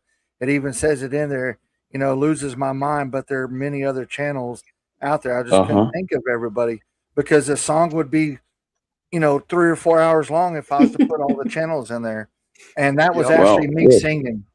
It doesn't matter. It doesn't matter if our names got brought in. My name didn't get brought in, but I don't give a damn. It's not about that. It's about that we're here together, man. We're here Yeah, I together mean, on one thing. and that's That's what I'm all that saying. matters. I made that song because it was 857 JLR. It was everybody that inspired me to start a true crime channel because I love true crime. Y'all are my family because, like I said, I have no family. But for people that were asking, yes, that was actually me singing that song. Wow. I just did the music That's in the amazing. background and I actually sang it on Suno. It's excellent. You did a great Wow. job. That was amazing. I mean, Well, you I have a used to gift. be Christian, I you're used to awesome, be in brother. choir in junior high and high school, and and sang karaoke and all that. And I've had people tell me, "Hey, maybe you need to try to go big, being a country western star." But I don't want to live that life. You Hmm. know. Right. Well, that was great. Yeah, It I'd was like great. to. Thank you for sharing it with us. Yeah, No I'd like problem. to hear more, do more, because I think as much as your channel's great, you're a great host. Yeah, I didn't know you sang that. So if you do that, man, you need to get back in the studio more because you got a great voice. So Yeah. thank you for Yeah, coming on tonight. I And do it. I do it every now and then, But like I said, I don't want that to be the main focus. I want the main focus to be true crime, and just let everybody know that um, Wednesday night I will be going live. I'm covering a case that happened here in Texas. That's still a cold case about a woman named Elizabeth Barraza. Just in case nobody's heard about it, she was basically unalived in her driveway, setting up a garage sale, and jeez. I've so heard of that, Christian. yeah, so I'll be Because I got covering friends of that. mine that are down in Texas. Yes, it happened Well, in and if a you place could called look up, Tomball. I haven't been able to, and I got my hands full with what's going on Holly Dasso here case, which I feel like I'm letting that case. I need to talk, but if you look at the screen, Anne Marie Pritchett, Justice Yes, for Anne Marie, if you guys want to in the chat Right. help out, maybe sub up her channel if she's trying to shed some light, and we are light for other people, right? Because other people are looking like no one's hearing me, no one's hearing me, Yeah, and then no we one's come hearing me. along That's how I'm and then we feeling. cover the case, and all of a sudden they feel this. It might not solve it right now, but now they feel like this warmth of positive energy that people are listening. So I haven't even been to a channel. I don't even know this case, but that's the second time. So go over, and if you could just let's find We'll out have as to a spread. We'll have community. to spread little by well little, man. Yeah. that And that's one thing I wanted to do is I'm gonna kind of granted, yes, Nancy Guthrie's out there. We need to keep her name out there, and when there's updates, I bring it up, and all that. But there's so many other cases out there that need to be brought up to light, like 857 said, Holly or Hallie Dasso, Molly you Dasso. know, this one that I'm talking about, Elizabeth Barraza. There's 3 cases I'm fixing to talk about, and the Elizabeth Barraza's one. A lot of people probably have heard about Amber Hagerman. I'm going to talk about that case because that's still a case that's unsolved to this day. I have people email me stuff all the time about unsolved cases that they want to talk about. So that's what I'm saying. That's one thing I'm gonna start doing, and you know that's what this true crime community is all about. We just don't talk about one case. We talk about several cases, cold cases, cases that are in the news like Nolan Wells, and all these other cases that are out there. That's one thing about true crime. That's what we all do. Yes, we may repeat some of the same stuff other streamers do, but we do it for a reason because there's certain audience members that only get in certain streams and only want to listen to that streamer. And so everybody that has a channel has certain people in their channel that don't go and hear other people's streams. And so it's always great that, we bring stuff up. And so thank y'all.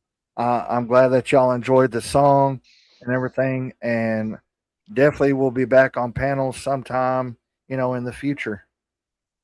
Thank you. Have a good night. Thank And you. I will, Thanks for telling I a will great second, song. I will second Hey, what's one up, thing man? that What's he up? said, and that is, Yeah. don't ever, ever lose hope on a case, because I am Don't ever, witness to ever. the fact that after 47 In fact, years, my sister's case is reopened, and those two detectives, they are working their butts off. They've come up with some yeah. things they've shared with me, and you know what? You never know what might happen. So don't ever Can give you guys up hear on me? a case. Yes. Yes. I hear you, Bruce. You guys, okay. Hey, And I only come up, 857. I'm not feeling good. I'm not feeling good. I just wanted to come up 857 and ask you. I want to buy a T-shirt, but I don't know if you have my my size. I don't know. Like, we got her all the way up do to you have any 5X. 4Xs? You have a 5X? Yeah. I want to buy one too. Okay. I want to buy one, but I don't know when you're going to be going live back again. But I'm going to buy one for me because I want to represent 857 in the Philippines. Yeah, And it won't ship to the Philippines though. I'm pretty sure about that. no. I'll have you ship it here. I'm not leaving for another week. Okay. Yeah, and So, then when you get yeah. out there, I want to do that stream where you go out and talk to some people in the Philippines and yeah, sure. I'm going to show everybody, because it's like, yeah, we have it up to 5XL. I just looked. okay, cool. Yeah. So I'll put the Sweet. link in the chat. And so I'm going to buy one, and then I'm going to buy one to have 857 giveaway, and whoever he gives away to, just gives it away. I don't care. Yep. I want to be able to put a little money to help the channel. I mean, I know it's not about the money with 857, but I just want to do a little part to help. Well, I kind of wanted to send money to you so you can go give it to some people out there in the Philippines and just like find a family and like give them like $100 American and just see, because that'll probably be like a month's worth of like food for them in the Philippines, right? Oh yeah, that'll be a month or longer. That's going to be a couple months. Well, thanks for coming on. I hope you feel better. Thanks, man. Bruce, Thanks, can I man. ask you a real quick question? Is there a need for clothes in the Philippines? Oh, in the Philippines? Well, Yes. Of course. Because Yes. if you email me where to send them, I have got really nice clothes that some of them haven't even been worn. I want them to go to people that need them. And oh my gosh, PI 56. I'm small, but so it probably would go to some of the younger people because of my size. But I mean, they're beautiful. I mean, there's beautiful sweaters and blouses and jeans and shoes. See, and I've got this is what I mean with this community, man. Everybody. So this is what I mean about this community. Everybody helps each other. My YouTube. If you've got something, I'm not afraid to say it because it's my YouTube channel's email. But if you can email me how I can reach you, I have, like I said, I keep moving them everywhere. We've moved twice in the last 2 years, and I've got crates of them. And I just every time people say take it to the Goodwill, I went, no, they're going to sell it. I don't want this sold. I want it to go to someone that needs clothes on their back. And if you can direct me to get them to the Philippines, I will make sure they get there. Whoa, Trav, he just said he's Filipino. My whole family has always sent boxes and boxes of clothes back home since. Buy-on boxes, wow. God bless. They're called, And the Philippines people are just amazing people. Wow. I've worked with many people. I've worked with a lot of people. I don't feel good, but I'll tell you this, you just made me feel better for saying that. You know how many people you're gonna, even if it's just a few people, you know how many people are gonna smile because they have something new to wear? I've got coats. You're amazing, PI 56, 857, Christian, Shibby. You're always great to, you make the streams go good, man. Feel better, man. Take care of yourself. Take some deep breaths. Good talking to you. We'll always be here. Good All night, right. Love you Bruce. guys. You Bye take bye. care. Love Love you. you. Good night. Good dude. And then there was Yes. 3.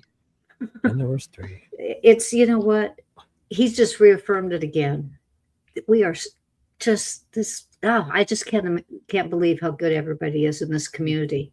And Well, thank you. 857. Yeah, you've said so much nice stuff about us tonight. How about we say something great about you? Yeah. You're wonderful. And I've been a little off my game today, but if I could sit here for half an hour and say great things about you and your songs and your Yes. everything you're trying new things on your channel all the time.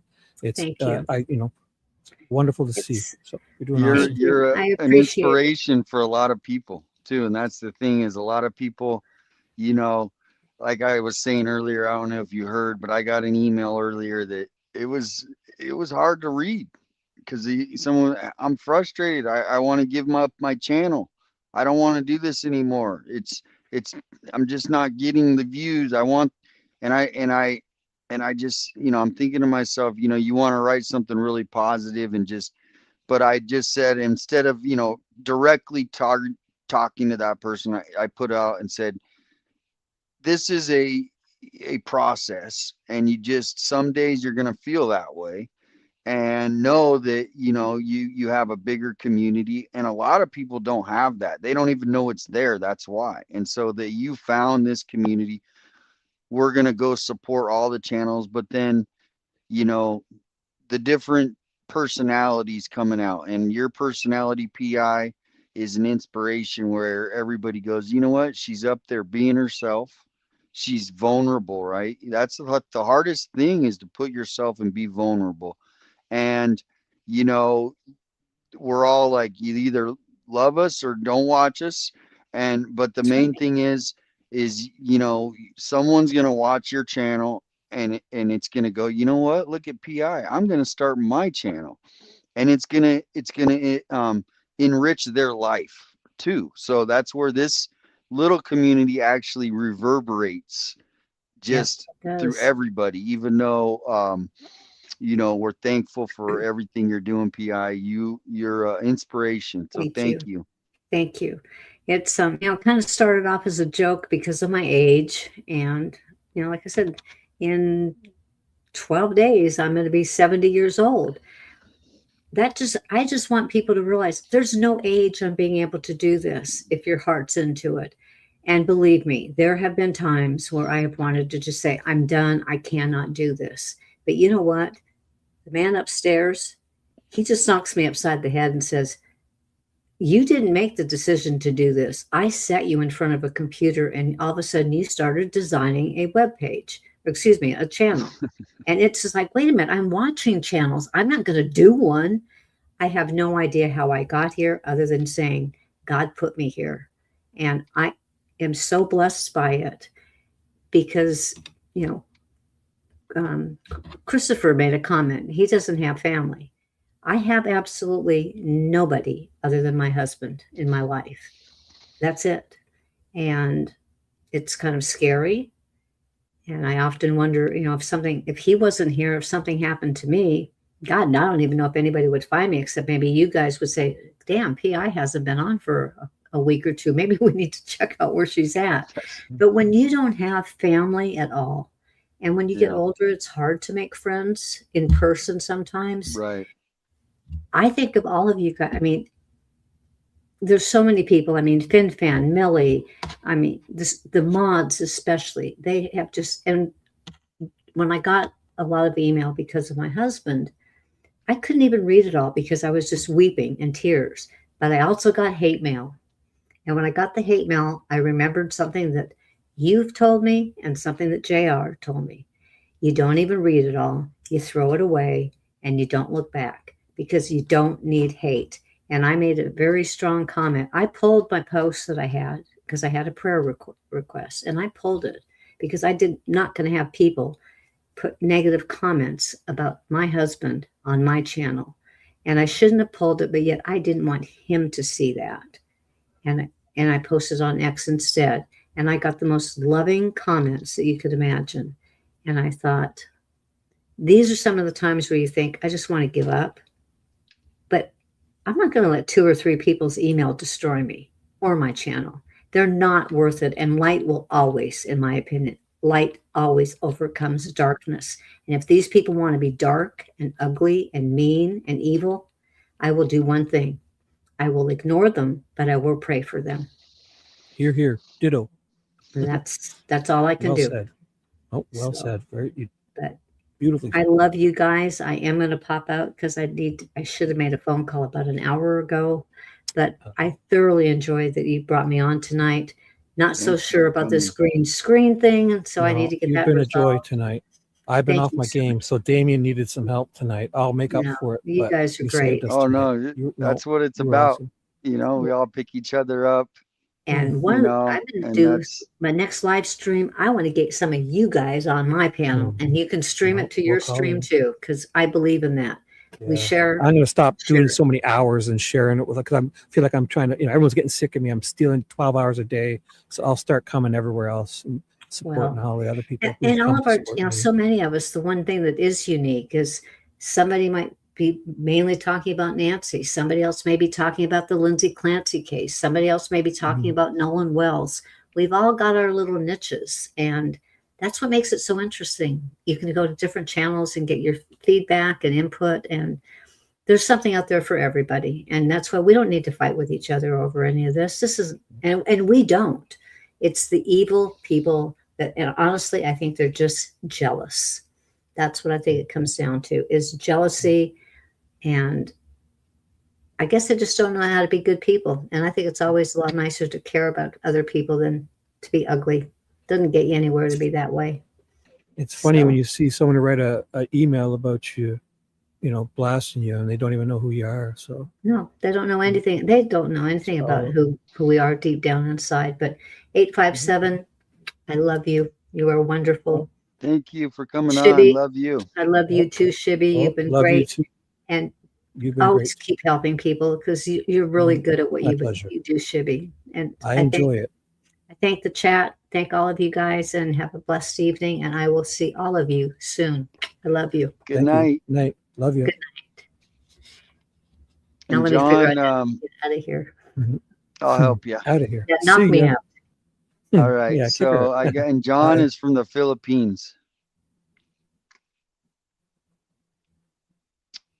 He's been in the Philippines for years, and we still help Will starting to stock up for the holiday too, help the people and the kids.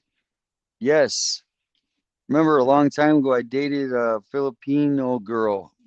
Beautiful and just the sweetest. I mean, just the sweetest too. I mean, and she would like FaceTime her family back in the Philippines. And, she would do the same thing every month.